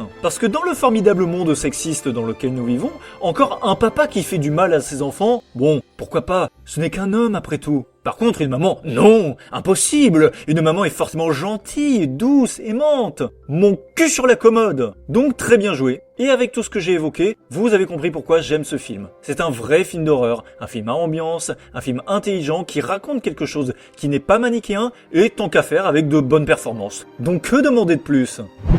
Numéro 38, Pas de vague. Donc c'est un jeune prof de français qui enseigne dans un collège et qui va être accusé à tort de harcèlement par l'une de ses élèves de 3e. Et à partir de là, ça va être le feu. La gamine, elle a un grand frère qui est vraiment pas le crayon le mieux taillé de la trousse, qui va s'en mêler et qui va juste menacer de mort le prof. Mais heureusement, tout le monde s'en bat les couilles. Et c'est ça durant tout le long en fait. Ça part d'un mensonge qui va amplifier encore. Et petit à petit, tout le monde va laisser tomber le prof. Les élèves, les collègues, la hiérarchie. Mais on s'en bat les couilles du prof. Mais il pourrait crever, même pas ça nous ferait lever un sourcil. Et je peux vous garantir que tout ce qui se passe dans le film est vrai. Alors déjà parce que c'est ce que le réalisateur lui-même a vécu, voilà, donc grosse ambiance, mais aussi parce que je connais assez l'éducation nationale pour ne pas être choqué par tout ce qui se passe. Le film est très dur, mais il est très vrai. Et quand tu connais le système, tu devines ce qui va se passer, ou ce qui ne va pas se passer justement. Par exemple, sans spoiler, il y a un personnage qui pourrait faire quelque chose, mais qui n'agit pas. Donc moi tout de suite, je me suis dit, c'est pour telle raison. Le film avance, et le personnage dit qu'il n'a pas agi pour telle raison. Exactement comme je l'avais deviné. Tout comme le jeune prof qui, malgré tout, aime son métier, refuse d'abandonner ses élèves, ne veut pas démissionner, dit à un moment « Non mais là, il y a le brevet qui est dans pas longtemps, si je m'arrête, jamais on prendra un remplaçant. » Et c'est exactement ça. Tout est vrai. T'as le prof qui essaye d'innover, qui essaye de créer une ambiance sympa avec ses élèves, et on va le lui reprocher. C'est complètement ça. Il faut pas que tu sortes du rang d'1 millimètre. Et je l'ai toujours pas évoqué, mais le prof est gay. Et c'est là que le film arrive à son apogée. Parce qu'il est littéralement en train de dire que tu ne peux pas gagner. Parce que c'est quoi l'idée ? Eh bien, figurez-vous qu'au XXIe siècle encore, on se dit que quand même, un homme qui enseigne à des gosses, il doit être un peu pédophile. Comme si on n'avait que ça à foutre. Sauf que là, le mec est gay. Donc on pourrait se dire, bah c'est bon, fin de l'histoire, on voit bien que ça n'a pas de sens, il va pas draguer cette gamine puisqu'il est gay. Eh ben non, la situation s'enflamme encore plus. Donc en fait, tu es perdant dans tous les cas. Et ça montre bien que si le système éducatif a envie de te détruire, il te détruira. Quand bien même il y a toutes les preuves pour dire que t'es innocent, si l'éducation nationale a décidé de te pourrir la vie, elle te pourrira la vie jusqu'au bout. Donc vous qui ne connaissez pas le système, vous pouvez être choqués. Mais pour les profs, cette situation, bah c'est un jeudi. Alors ok, tous les profs n'en arrivent pas là, mais des profs qui se font maltraiter par leurs élèves, c'est du quotidien. Des profs qui sont mis à l'écart par leurs collègues, c'est du quotidien. Des profs qui sont abandonnés par leur hiérarchie, c'est du quotidien. Des profs qui se font menacer par des familles, c'est du quotidien. Donc je vous avoue que j'éprouve énormément de mépris pour les personnes qui sortent des vidéos pour cracher sur les profs.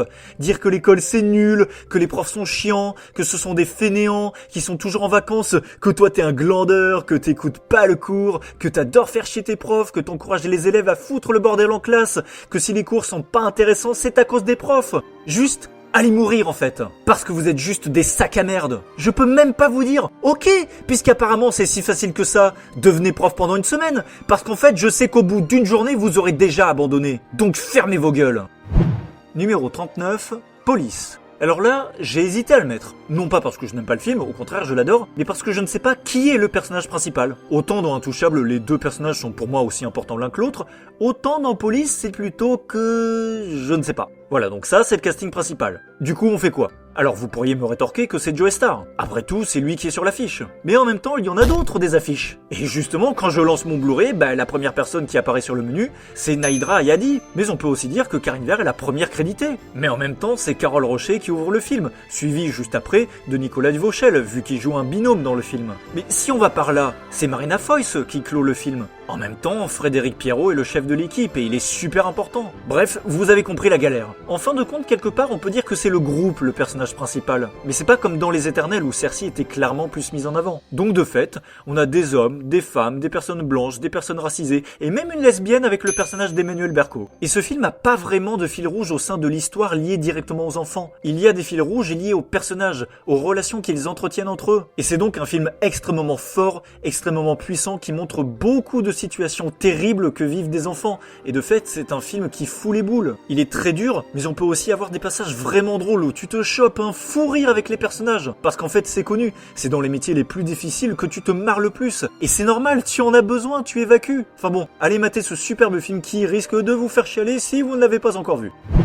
Numéro 40, Red Dingue. Alors, c'est l'histoire de Johanna, la fille du ministre de l'Intérieur, qui est Red Dingue, justement, du Raid, depuis qu'elle est toute petite. Et elle va l'intégrer en étant notamment sous la responsabilité d'un gros macho. Et ce qu'on peut dire déjà, c'est que le film a de la gueule, notamment au niveau des scènes d'action. Danny Boone a également voulu rendre ça crédible, par exemple en s'investissant lui-même sur le plan physique. C'est qu'il en a pris du muscle ce con, on dirait moi. Nope. Et le film est très drôle. Alors, on s'y attend pas de but en blanc, mais le personnage le plus drôle est sans nul doute le patron du raid, qui est drôle aussi bien avec les autres membres du raid qu'avec le ministre de l'Intérieur, qui est donc son supérieur hiérarchique. Et ce qui est bien, c'est que les personnages sont pas ou tout blanc ou tout noir. Johanna, par exemple, elle est déterminée, courageuse, mais aussi très maladroite et pas toujours très dégourdie. En fait, elle est tellement dingue du raid qu'elle en devient surexcitée. Et on peut la comprendre puisqu'elle rêve d'en faire partie depuis qu'elle est toute petite. Même dans les moments longs et chiants, elle va réussir à y voir du positif. Et justement, elle est tellement sincère dans son admiration pour le raid qu'elle en devient aussi très touchante. Et son père, qui peut être intrusif, surprotecteur, on peut dire que c'est assez classique, mais c'est sûr que si lui-même a déjà perdu sa femme, il ne lui reste plus que sa fille. Donc ouais, on peut comprendre qu'il ait peur pour elle, parce que c'est sûr qu'être membre du raid, c'est pas le métier le plus sécure. Et donc, vous devez avoir compris l'idée, le film aborde notamment le sexisme. Mais comme pour les personnages, c'est fait intelligemment. Bon déjà, Johanna ne rencontre pas des problèmes qu'avec les hommes. Il y a aussi des femmes qui se foutent de sa gueule. Et quand on prend le mec de Johanna, c'est super intéressant, parce que le mec n'assume pas que sa femme soit plus grande et plus forte que lui. Mais le film ne va pas se pointer avec de gros sabots pour te dire « Les mecs, on s'en fout. Si votre femme est plus grande et plus forte que vous, arrêtez de complexer comme des cons. » Non, le film te dit « C'est lui, c'est ce personnage qui a un problème. C'est innovant et c'est bien. » Et en même temps, ça permet de dénoncer le quotidien horrible que vivent des milliers de femmes, qui sont en couple avec des mecs plus grands et plus forts qu'elles, et qui ont peur qu'ils les frappent. Et là, c'est présenté de manière inversée. Sinon, le film se permet également de faire un tacle aux journalistes qui ont des attitudes totalement irresponsables, et aux droitards homophobes qui ont du cul. Donc j'approuve. Enfin voilà, le film est vraiment très cool, donc je vous le recommande. Numéro 41, Rogue One. Bon, je pense pas trop me planter si je dis que c'est la meilleure production de l'ère nostalgie de Star Wars parce que j'ai pas tout vu et j'ai pas envie. Donc pour rappel, Rogue One se termine exactement là où commence Star Wars 4. Et déjà, ce que j'ai apprécié, c'est que ça apporte du concret. Grosso modo, tout simplement, en fait, Rogue One a fait du show don't tell. Au début de Star Wars 4, on te dit que les plans ont été dérobés. Ok. Mais dans Rogue One, on le montre. Et c'est plus parlant parce qu'on voit bien à quel point ça a été compliqué. Donc c'est cool. Et ce qui est appréciable aussi, c'est que c'est un film qui ne va pas sucer la trilogie originale. Il ne nie pas l'existence de la prélogie, qui est meilleure que la trilogie originale au passage. Et ce qui est appréciable également, c'est que c'est un film qui est finalement un préquel d'un film sorti il y a bien longtemps, mais qui respecte cet univers ancien créé avec les moyens de l'époque. Concrètement, tu regardes Alien, la technologie est cheap, puis tu regardes Prometheus, censé se passer avant, et la technologie fait vachement avancer. Donc mon cul. Mais là, dans Rogue One, les jumelles sont tout aussi dégueulasses que dans Star Wars 4. Donc c'est bien. Et ce qui... Oui bon, en fait, il y a plein de trucs qui sont appréciables. C'est hyper créatif, la musique est géniale, on a des scènes dantesques avec des plans vraiment marquants, ou encore des personnages attachants qui évoluent. Alors c'est vrai que Jyn n'est pas le personnage le plus intéressant. Chirrut est extrêmement classe, mais mon personnage préféré, étonnamment, parce que ça je l'avais absolument pas vu venir, c'est K2SO. Donc le droïde. Donc le personnage non humain. C'est le personnage le plus drôle, mais pas dans le sens « Tiens, je vais faire une blague pour désamorcer le sérieux de la situation ». Il a les meilleures répliques parce qu'il n'a aucun filtre. Et je vous avoue, je m'y attendais pas du tout, qu'à la fin, j'étais vraiment là à répéter « Mais non, mais non, mais non !» C'est dire à quel point c'est un personnage attachant et marquant. Enfin bon, le film a plein de qualités, vous pouvez aller le voir. Numéro 42, Shang-Chi et la légende des 10 anneaux. Quand j'ai vu le film au cinéma, je l'ai trouvé cool. Et je me suis dit que si je devais le revoir, ce serait pour une scène, la rencontre des deux parents. Parce que cette scène représente à elle seule presque toutes les qualités du film. Déjà, à chaque fois que je la vois, j'ai presque une petite larme au coin de l'œil tellement je la trouve belle, magnifique et envoûtante. D'un côté, on a le père qui va utiliser le pouvoir, la haine et la violence, alors que la mère va faire corps avec la nature. Elle va utiliser la beauté de la nature et le respect que l'on a pour elle. La musique est superbe, il faut noter les efforts réalisés sur la musique dans ce film. Et alors, quand on fout de la musique aux sonorités asiatiques, je suis au comble de l'extase. J'adore la musique asiatique. La chorégraphie aussi. On a de bonnes chorégraphies dans le film, plus recherchées que dans la plupart des films du MCU. Le décor. On a de beaux décors. Et, vous l'avez compris je pense, tout ce qui est lié à la culture asiatique, je surkiffe. Je pourrais même écrire asiatique avec un grand A, car c'est vraiment un mix de cultures de différents pays. Et moi, je valide totalement. Autre point positif, déjà il y a Michelle Yeoh. Voilà, j'adore cette actrice. Et en parlant d'elle justement, j'apprécie la relation vis-à-vis des parents qui est différente de ce que l'on a l'habitude de voir, en particulier dans les films de super-héros. Régulièrement, si on a un film avec un super-héros, le fils va être proche de son père. Et si on a un film avec une super-héroïne, la fille va être proche de sa mère. Oui, je sais bien que l'idée c'est que le fils souhaite être bon comme l'est son père, et que la fille souhaite être bonne comme l'est sa mère. Mais là, on a une inversion. Le fils a peur d'être comme son père. Et au contraire, il ressemble à sa mère. Il peut être bon comme elle l'était. Et qui va l'aider ? sa tante, la sœur de sa mère, qui va devenir une guide pour lui. Et toujours sur les parents, je trouve la mort de la mère horrible tellement elle est terre à terre, et je compatis avec le père, je comprends sa douleur. Et le problème, c'est que la violence engendre la violence. Et lui qui avait réussi à changer grâce à elle, se rend compte qu'il ne peut pas fuir son passé, qu'il ne peut pas y échapper. Et il aimait tellement et sincèrement sa femme qu'il en devient obsédé. Il ne peut plus vivre sans elle. Et il est prêt à tout pour elle, quand bien même il se trompe parce qu'il est rongé par son démon intérieur. Donc voilà, Shang-Chi, un ensemble d'éléments cool. Numéro 43, Split. Alors commençons par dire 3 choses. Déjà, c'est un film. On ne dit pas que les personnes atteintes d'un trouble dissociatif de l'identité sont comme ça. On ne dit pas qu'elles sont dangereuses et violentes. Non, parce qu'à ce moment-là, le film dit aussi que les personnes qui ont un trouble dissociatif de l'identité escaladent les murs et grimpent au plafond. Bon. Ensuite, quand le titre du film apparaît à la fin, je coupe parce que la scène qui relie Split à Incassable n'a absolument aucun sens. Et enfin, j'avoue que je n'étais pas sûr de revoir le film après mon tout premier visionnage parce que j'avais été extrêmement mal à l'aise à cause d'une scène. Je vous dirai pas laquelle, je me contenterai juste de dire que non.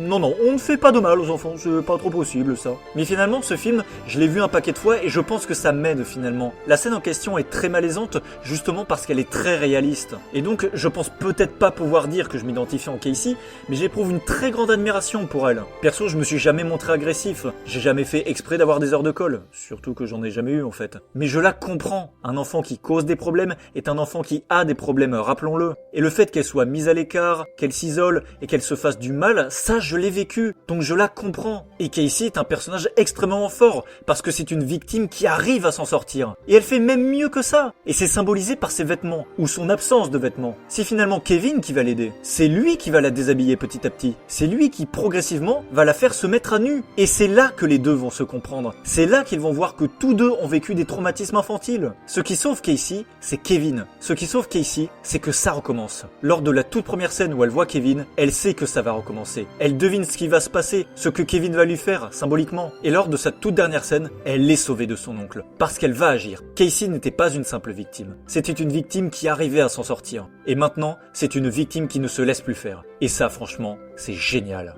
Alors je pourrais développer pendant 3 heures, mais je pense que vous l'avez compris, tous les personnages sont vraiment top. J'ai pas parlé de la docteure par exemple, mais elle est tellement attachante, tu sens vraiment qu'elle aime son métier et ses patients. Et de manière générale, disons-le clairement, les acteurs et les actrices sont juste incroyables. Et notamment avec le personnage de James McAvoy et ses différentes personnalités. C'est tout simplement bluffant. Quand tu le vois avec son apparence monstrueuse, le faisant ressembler véritablement à une bête, et puis juste après tu le vois tout chétif, tu y crois. Tu as vraiment l'impression que ce sont effectivement 2 personnalités complètement différentes. Et ce petit jeu subtil mais qui marche pour passer d'une personnalité à une autre, juste avec les sourcils, les yeux, le regard, c'est nickel. En plus de ça, pour accompagner le tout, on a droit à une musique absolument géniale, très angoissante. Donc franchement, pour moi, ce film, c'est une pépite. Numéro 44, Star Wars. Alors cette saga, vous l'avez pas vu venir, mais quand on y réfléchit bien techniquement, que ce soit dans la prélogie ou la trilogie originale, on suit un personnage principal non valide physiquement. Alors dans l'épisode 1, non. Mais dans le 2, Anakin perd son bras, il se fait amputer. Donc techniquement, c'est valide de dire qu'il est non valide. Et dans le 3, même si on suit un Anakin avec un nouveau bras, il reste amputé. Et puis vu la fin, il est amputé plus que d'un bras là. Et je crois que tout le monde est d'accord pour dire que oui, bon là effectivement, il n'est plus valide du tout. Alors quand on passe au 4 avec Luke, on ne suit plus un personnage non valide. Mais finalement, sans le savoir à l'époque, on avait sous nos yeux un méchant, Dark Vador, qui était non valide. Dans le 5, Luke se fait couper le bras, donc il devient non valide, et on a du coup un lien père-fils. Et dans le 6, pareil, on suit un Luke avec un nouveau bras, mais qui reste amputé du coup, et qui symboliquement pourrait devenir comme son père si lui aussi se laissait dominer par ses émotions. Donc voilà, je suis quand même content d'avoir cette saga en Blu-ray, et j'ai déjà eu l'occasion d'en parler, mais si vous voulez connaître mon ordre de préférence des 6 films de la saga, parce que oui, il y a 6 films, je vous rappelle vite fait mon petit classement. Mon préféré, c'est le 3, puis le 6, puis le 2, puis le 5, puis le 1, puis le 4. Voilà, c'est assez facile à retenir. Et oui, je sais que pour beaucoup, c'est l'épisode 5 leur préféré, et je peux tout à fait le comprendre. C'est effectivement dans l'épisode 5 qu'il y a la meilleure scène de toute la saga. Numéro 45, The Suicide Squad. Film d'équipe, on met beaucoup en avant Harley Quinn, mais on se concentre plus sur un personnage non blanc, Bloodsport. Alors histoire d'évacuer ça tout de suite, je préfère parler de The Suicide Squad plutôt que de Suicide Squad, qui a les mêmes caractéristiques, dans le sens que l'on met beaucoup en avant Harley Quinn, mais que l'on se concentre plus sur un personnage non blanc, Deadshot. On peut dire que c'est un divertissement qui passe malgré tout n'est pas à jeter, mais tout le monde est conscient que c'est un film un peu bâtard qui oscille entre 2 univers. Tantôt avec de jolies scènes très cool avec une bonne mise en scène, tantôt avec des scènes qui sont censées faire rire et qui effectivement sont censées faire rire. C'est un film qui a été charcuté par le studio dont on ne verra jamais malheureusement la version d'origine. Alors la version longue avec 13 minutes supplémentaires rattrape un petit peu le tout, mais c'est vrai que honnêtement ça ne suffit pas. Donc pour le coup avec The Suicide Squad, autant j'ai du mal avec James Gunn, autant je suis obligé de reconnaître que l'univers de ce film, contrairement au premier, est cohérent du début à la fin. On accroche ou on n'accroche pas, mais il est clair que le mec a sa vision et ses délires. Et au-delà de ça, je suis obligé de reconnaître que le gars a tout compris de ce qu'est la Suicide Squad actuelle. Parce que c'est quoi le principe de base dans les comics? On a inventé plein de super vilains dans les histoires qui se sont accumulés au fil des années. Et la Suicide Squad servait justement à tuer plein de super vilains. Il fallait se débarrasser du surplus. Et là, début du film, les personnages se comportent exactement comme moi avant de voir le film. J'étais là à me dire, alors, elle sait quoi ses pouvoirs? Alors je parie que lui, il va mourir. Je faisais ma petite liste à la Danganronpa, ce qui a montré que j'étais extrêmement mauvais dans mes prédictions car on adorait me surprendre. Et là, rapidement, les personnages discutent des super vilains engagés, tiennent des paris sur qui va mourir selon eux, les membres de la Suicide Squad sont utilisés comme de la chair à canon. Donc oui, obligé de reconnaître que c'est exactement ça. James Gunn a tout compris. Et sinon, pour le film en lui-même, James Gunn a compris que dans la Suicide Squad, Harley Quinn était le cœur du groupe, mais aussi, paradoxalement, le personnage le plus rationnel. Amanda Waller est en forme, les acteurs et actrices s'amusent, les personnages sont attachants, il y a des passages très cool, bien marquants, il y a même des passages un peu envoûtants, il y a des scènes bien violentes. Bref, c'est un bon film que j'aime vraiment regarder. Numéro 46, Thunderbolts. Alors on suit une équipe, mais c'est très clairement Yelena qui est mise en avant. Perso, j'ai vraiment beaucoup aimé le film qui traite bien de la solitude, de ce vide que l'on peut avoir au fond de nous, que l'on peut ressentir. Et finalement, dès le début du film, on te dit ce qui va se passer à la fin. On fait tout de suite un lien sans que tu le saches avec Sentry. On voit un personnage qui n'est plus que l'ombre de lui-même. Et il va falloir combattre cette part d'ombre, en sachant que l'on ne peut pas réussir seul. Enfin bon, c'était cool, la solitude c'est un thème qui me parle. J'ai beaucoup aimé la relation entre Yelena et Bob. Elle qui était la petite sœur essaye maintenant de prendre quelqu'un sous son aile. Sentry est terrifiant, il y avait de bonnes scènes, notamment des moments où tu te dis « What the fuck, vous avez sérieusement fait ça, Marvel ?» Si vous avez vu le film, vous devriez tout de suite deviner de quelle scène en particulier je parle. Et si vous n'avez pas vu le film, je dirais juste « Petite fille ». Bref, j'ai vraiment passé un très bon moment devant le film. Numéro 47, Titanic. Alors j'avais hésité à le mettre parce que c'est vrai que c'est un duo et aussi parce que très souvent c'est Leonardo DiCaprio qui a son nom affiché en premier et non Kate Winslet. Mais je crois que c'est soit car on était en pleine DiCaprio mania, soit par sexisme. Je vous laisse décider quelle est votre version préférée, d'autant que ce serait pas la première fois. Mais après réflexion, non, le vrai personnage principal c'est Rose. C'est elle qui entoure l'histoire et qui, dans l'histoire elle-même, va évoluer. Ce qu'on attend donc d'un personnage principal. Et je vais pas m'attarder longtemps sur ce film, vous l'avez très certainement déjà vu, et probablement plus qu'une fois. C'est un excellent film avec des moments cultes. Ah, et c'est « Je suis le maître du monde, et pas le roi ». C'est une belle histoire d'amour. Ah, et non, si Jack va sur la planche, celle-ci se retourne. Bref, passons à la suite. Numéro 48, Twilight. Voilà, saga bien connue avec certes une héroïne qui n'est peut-être pas la plus intéressante, mais qui offre toute une tripotée de bons personnages secondaires, avec des vampires présentant une bonne réadaptation du mythe du vampire. On a une très belle musique également, et le premier film a vraiment fait preuve d'ingéniosité, que ce soit pour montrer les déplacements étranges des vampires, ou cette ambiance tristounette et pluvieuse de la ville en ajoutant un filtre sur l'image. Ce qui explique pourquoi les vampires sortent souvent en plein jour. Parce qu'il y a rarement du soleil ici. Apparemment, on est obligé de l'expliquer pour certaines personnes. Et le premier volet a été assez bon pour engendrer des suites. Non, parce qu'il faut quand même rappeler que c'est pas évident de réaliser une saga de films. Déjà, quand réaliser un film c'est galère, mais alors le nombre de sagas qui se sont plantées dès le premier film et qui ne verront jamais de suite parce que le succès commercial n'a pas été au rendez-vous, mais il y en a plein. Mais Twilight a marché. Alors, c'est sûr que tous les films ne sont pas au même niveau. Le premier avait 37 millions de budget, ce qui est vraiment très peu pour un film aux États-Unis, mais la réalisatrice a vraiment fait de son mieux pour réaliser le meilleur film possible et elle a réussi. Le deuxième contient de bons éléments, comme la poursuite de Victoria, ou Bella qui va empêcher Edward de réaliser sa vraie nature, ce qui résulte en une scène véritablement aussi tendue que dans le bouquin. Le troisième explore le passé tragique de Rosalie et Jasper et offre notamment une très bonne bataille finale avec une très bonne musique. Le quatrième fait un clin d'œil à la couverture du bouquin. J'essaye de trouver un point positif à chaque fois. Et le cinquième a une bataille finale complètement dingue avec une musique absolument géniale. Donc voilà, si vous n'avez pas vu cette saga qui présente non pas un dilemme entre est-ce que je dois aller vers Edward ou Jacob, mais est-ce que je renonce à ma vie humaine en devenant une vampire, vous pouvez y aller. Numéro 49, Wonder Woman.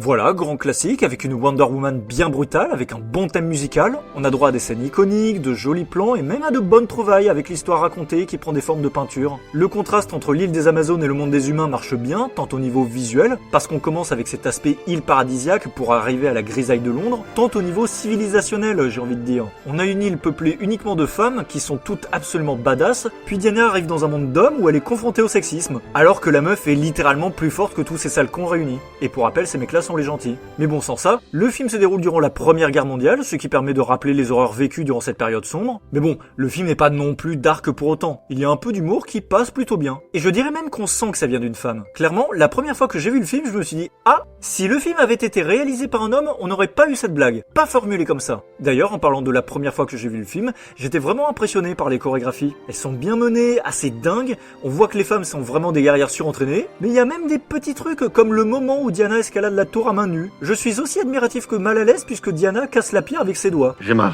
Et puis bon, je l'ai toujours pas dit tellement ça me semble évident, mais les actrices et les acteurs sont très bien, les relations entre les personnages sont très crédibles, j'y crois totalement quand Antiope dit à Hippolyte qu'elle aime Diana autant qu'elle. J'aime beaucoup la complicité entre Ludendorff et Dr Poison, et même la petite Diana est toute choupinette avec son petit air coquin. Enfin voilà, bon film du DCEU. Et si je dois parler de Wonder Woman 1984, j'ai aimé le film. Il a des défauts, mais j'aime voir l'amour incommensurable entre Diana et Steve. Tout comme je suis toujours émerveillé de voir à quel point Clark a besoin de Lois, je suis aussi émerveillé de voir à quel point Diana a besoin de Steve. Et leur séparation est déchirante. J'apprécie aussi le personnage de Barbara. Son agression par un gros mec relou est horriblement réaliste, je trouve. Et du coup, le moment où elle se venge est aussi jouissif que dérangeant. Bon, déjà, quand elle dit non, je pense qu'on a très bien compris la métaphore, mais la musique est effrayante. On a un son, un bruitage à chaque coup qu'elle donne qui est assez terrifiant. Et la scène marche vraiment bien. J'ai apprécié le coup de l'invisibilité, dans le sens où je me suis dit, ah bah oui, c'est vrai que Wonder Woman a un avion invisible. Sinon, je trouve la montée vraiment effrayante avec tous les vœux exaucés qui provoquent un véritable chaos. On a même le gamin qui va peut-être mourir au milieu de tout ça. Et j'aime justement que Diana engage la discussion avec Max plutôt que l'affrontement direct. D'ailleurs, à ce moment-là, on retrouve la musique qui était utilisée au début de Batman v Superman. Cette scène, c'est celle où tout le monde renonce à son vœu, renonce à ce qui, selon lui, le rendrait heureux. Et donc, je me dis que symboliquement, avec cette musique, c'est le moment où Bruce a renoncé à l'amour de ses parents, contre son gré. Et puisque je parle du climax, la chute de Max est bien rendue également. C'est assez terrifiant et on voit qu'il va pas bien du tout. Et enfin, toujours lié à Max, point bonus pour la VF. Parce que j'ai regardé le film en VO la première fois et le jeu de Pedro Pascal est tellement particulier dans ce film que j'arrivais pas à savoir si Max aimait véritablement son fils. Alors qu'avec la VF, oui, je n'ai eu absolument aucun doute. Voilà. Numéro 50, X-Men Dark Phoenix. Non mais les gens, on parle d'un film centré sur les émotions, axé autour d'un personnage qui va pas bien, avec des scènes d'action incroyables et une musique grandiose. Comment pouvais-je ne pas adorer ce film ? Et déjà, ce film tout simplement génial a eu cette brillante idée de dire « Je m'en bats les couilles des films précédents ». Parce qu'il faut quand même rappeler que la trilogie X-Men passe son temps à dire « Eh mais si, je vous assure que je suis totalement cohérente avec la trilogie originale !» Alors que c'est une insulte. Et là, Dark Phoenix a fait le choix très intelligent de dire « J'en ai rien à foutre de la trilogie X-Men, je fais mon propre film ». Alors bien sûr qu'il y a beaucoup d'éléments de X-Men 3 qui reviennent dans ce film, avec quelques trucs de X-Men 1 et 2. On parle du Phénix après tout. Mais on a quand même essayé de faire un peu différemment. Déjà, c'est vraiment Jean le personnage principal. Et c'est cool parce que j'adore Jean. Et du coup, on met beaucoup plus en avant Cyclope. Ce qui tombe bien puisque c'est mon personnage préféré. Donc comme ça, on peut bien profiter de leur relation. Mais les autres personnages ne sont pas en reste. Ils ont réussi à rendre intéressant Charles Xavier, qui était jusque-là inintéressant. Magneto peut avoir un côté nonchalant, il y a ce jeu avec le miroir pour rendre compte de la conflictualité intérieure de Tornade, on sent l'évolution de Diablo, même Vif Argent est plus intéressant que ce qu'on a vu précédemment, puisqu'il avait ce petit côté prétentieux, mais là quand même, on arrive à le sentir un peu paniqué parce qu'il sent que la situation pue la merde. Et puis Jean peut être assez effrayante, et j'adore comment on sent qu'elle se laisse de plus en plus submerger par la colère, qu'elle se sent trahie par Charles, et puis comment elle réalise que tout ce qu'il a fait, c'était sincèrement pour la protéger, parce qu'il croit en elle, parce qu'il aime véritablement.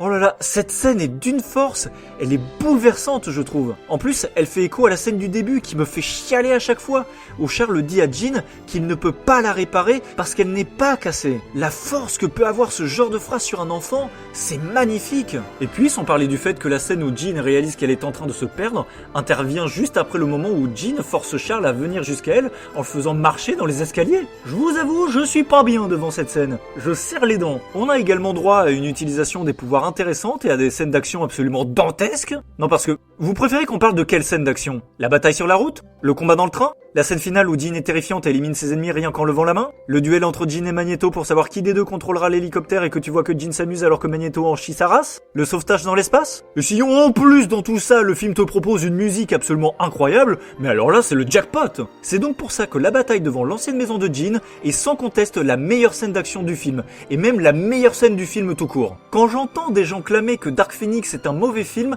je me dis qu'ils n'ont pas vu cette scène. Ce n'est pas possible. Cette scène à elle seule mérite qu'on regarde le film, parce que cette scène contient absolument tous les points positifs du film. Jean Grey est au sommet de sa puissance, les personnages sont confrontés en un quart de seconde à des choix déterminants, l'action est dantesque, et la musique est juste incroyable. La musique!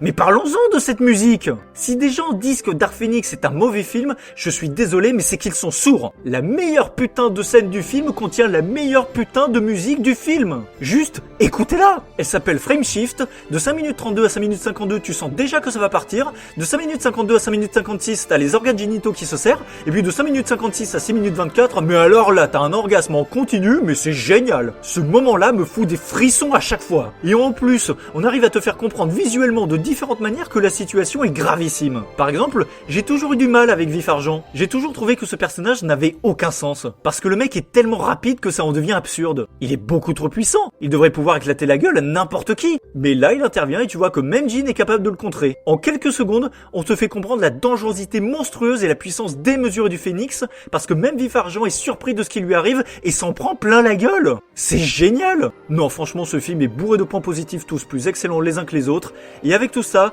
je me dis que Dark Phoenix est mon film X-Men préféré.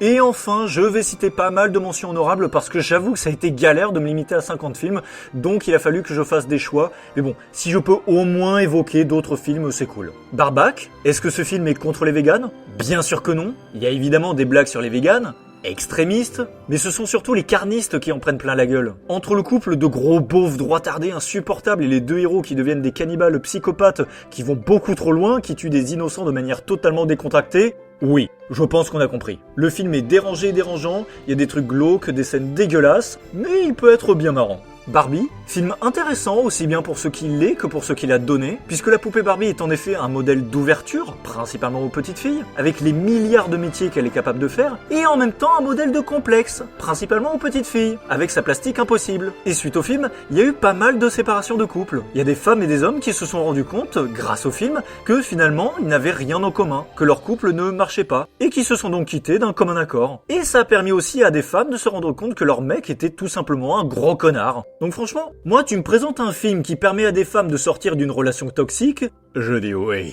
Charlie et ses drôles de dames, comédie d'action avec un trio de femmes très sympathiques. Charlie's Angel fonctionne bien également, puis en plus Sabina est clairement lesbienne donc c'est cool. J'approuve cette volonté de dire aux petites filles de ne pas s'enfermer dans des cases, de les encourager à être plus. En fait, grosso modo, ce qu'on peut simplement reprocher au film, c'est d'avoir voulu être une suite et non un remake. Parce que bon, à la fin, quand on voit que tel personnage est en réalité une femme, eh bien, faut pas prendre les gens pour des cons. Et le fait est que Patrick Stewart n'est pas Bill Murray. Donc je comprends pas pourquoi dire que le bosselet du premier film et de celui-ci est le même personnage parce que non, ça marche pas, c'est pas cohérent, on sait qu'il n'aurait jamais agi comme ça, donc voilà. Le film est cool, mais c'est dommage à ce niveau-là. Jurassic World Renaissance. Bon, ça vaut pas le premier Jurassic World, mais on a quand même droit à des scènes sympas, des plans intéressants, et surtout, enfin, une héroïne. La Tresse, on peut dire qu'il y a 3 héroïnes dans le film, une indienne, une italienne et une canadienne, québécoise pardon, et le film va changer de point de vue assez régulièrement, ce qui permet de voir notamment les différentes discriminations auxquelles chaque femme est confrontée dans son propre pays. Et si vous demandez pourquoi la Tresse, pourquoi ce titre, pourquoi la drogue, et ben quand tu arrives à la fin du film, tu comprends pourquoi et tu te dis que c'est une putain d'idée de génie. Le Silence des agneaux, j'avoue que je suis jamais complètement rentré dans le film, sans nier les qualités évidentes de celui-ci bien sûr. Et autant je peux être fasciné par les personnes névrosées, autant je ne suis pas du tout fasciné par les criminels. En fait, ce qui m'intéresse le plus avec le Silence des agneaux, c'est finalement l'analyse que l'on peut en faire. L'analyse de la mise en scène, de la place de la femme, du patriarcat qui est d'une extrême violence, ça pour le coup, ça peut être très dur, mais je trouve ça hyper intéressant et fascinant. Les garçons et Guillaume à table, je le mets en mention honorable parce que c'est tout le principe en fait. C'est un film autobiographique où Guillaume Gallienne est persuadé d'être une fille. Personnage principal masculin ou pas du coup. Et sa famille notamment est convaincue qu'il est homosexuel. Oui, en même temps, si un garçon aime un autre garçon, il est homosexuel. Oui mais attends, parce que si le garçon est persuadé d'être une fille et qu'il aime un autre garçon, est-ce qu'il est vraiment homosexuel du coup? Voilà, je vous laisse voir le film. Maléfique, J'ai déjà eu l'occasion d'en parler. Ce que j'ai vraiment apprécié, c'est la métaphore, le message. Que le monstre est finalement plus humain que l'humain lui-même, qui pour le coup est totalement devenu un monstre. Donc les apparences, tout ça. Et sinon, parce que je sais qu'il y en a qui vont me demander, je trouve la suite moins intéressante, et je note juste que quand le message est un homme, on le bute, mais pas quand c'est une femme. Je pose ça là. Paranoïa, mention honorable parce que là aussi c'est tout le principe. Alors c'est bien une femme, ok. Une femme enfermée dans un hôpital psychiatrique qui est terrorisée par son harceleur. Mais a-t-elle des troubles mentaux? C'est toute la question, donc je peux pas en parler sans spoiler. Donc regardez le film. Paulette, je le mets en mention honorable parce que c'est pas vraiment le genre de rôle pour lequel on a l'habitude de voir une femme jouer. Surtout une actrice de plus de 50 ans. Parce que bon perso, mes deux grands-mères ne vendaient pas de drogue. Et le film est basé sur une histoire vraie. Donc si ça se trouve, toi qui me regardes, tu as peut-être une mamie Godin. Ah, et si vous voulez voir un très grand comédien de doublage avec un rôle principal, vous avez Jean-Baptiste Noumon dans le film. Ça fait plaisir. Placé. Alors le pitch, c'est qu'un gars veut intégrer Sciences Po. Il se présente aux épreuves du concours d'entrée, malheureusement il oublie sa carte d'identité et du coup il ne peut pas passer les épreuves. Oui, c'est pas de bol. Donc en attendant, il cherche un job et il devient éducateur auprès d'enfants placés. Alors j'avoue que j'ai quand même une préférence pour Mauvaises Herbes, car finalement les deux films ont des similarités. Le mec qui se retrouve éducateur un peu par hasard et qui va devoir s'occuper d'adolescents au comportement difficile. Mais le film est très sympathique. Et dans l'idée, puisqu'on parle d'éducation, vous devriez voir ce à quoi vous vous attendez. Évidemment, comme l'éducation c'est pas important, on a un manque d'effectifs avec du personnel sous-payé. Après, tous les métiers tournant autour de l'éducation disent la même chose. Ce sont des métiers fatigants, difficiles, mais très beaux et extrêmement riches. Skyscraper, film d'action avec un héros en situation de handicap, puisqu'il a perdu une jambe, ce qui lui permet de proposer des choses assez originales. Alors, le scénario va pas vous retourner le cerveau. Le mec va chercher à sauver sa femme et ses deux enfants, mais ces trois personnages vont pas juste rester là, attendre les bras croisés, ils prennent des décisions, ils agissent, et le tout fonctionne bien. Space Jam, ouais, je me sens obligé de l'évoquer, c'est quand même un souvenir d'enfance que j'ai vu un paquet de fois, il y avait des scènes marquantes, la musique était cool, et même si je comprenais pas toutes les références à l'époque, c'était pas grave. Et puis ça me permettait de connaître au moins un joueur de basket. Tout simplement Noir, c'est un faux documentaire avec beaucoup de personnes qui jouent leur propre rôle, c'est une comédie satirique qui va régulièrement inviter à la réflexion. Bon déjà, le personnage va organiser une marche d'hommes noirs. Et les femmes noires, on les laisse de côté du coup? La marche doit se dérouler le 27 avril, date de l'abolition de l'esclavage. Ça a du sens, sauf que c'est un blanc qui a décrété ça, et les noirs doivent le remercier. Et puis, ça veut dire quoi être noir? Non, parce que les indiens, ils ont la peau noire, mais quand on dit noir, on ne pense pas à eux. Et puis les métis, on en fait quoi? Et si c'est une marche contre le racisme, on accepte les arabes, les juifs ou pas du coup? Et si les blancs qui soutiennent la cause ne peuvent pas participer, est-ce que ce n'est pas se renfermer sur soi-même? Et puis bon, dans le cinéma, il y a aussi les rôles stéréotypés associés aux personnes noires. Enfin bon, c'était un film sympathique. Voilà. Bon, il y a plein d'autres films évidemment, mais cette vidéo est déjà beaucoup trop longue, donc n'hésitez pas à mettre en commentaire des films que vous aimez avec un personnage principal non masculin et ou non blanc et ou non hétérosexuel et ou non valide. Je trouve ça sincèrement intéressant que vous puissiez partager votre culture cinématographique. Et en attendant, pensez à cliquer sur j'aime, à partager la vidéo, à vous abonner et activer la cloche pour être sûr de ne rien rater. Je vous dis à la prochaine, ciao!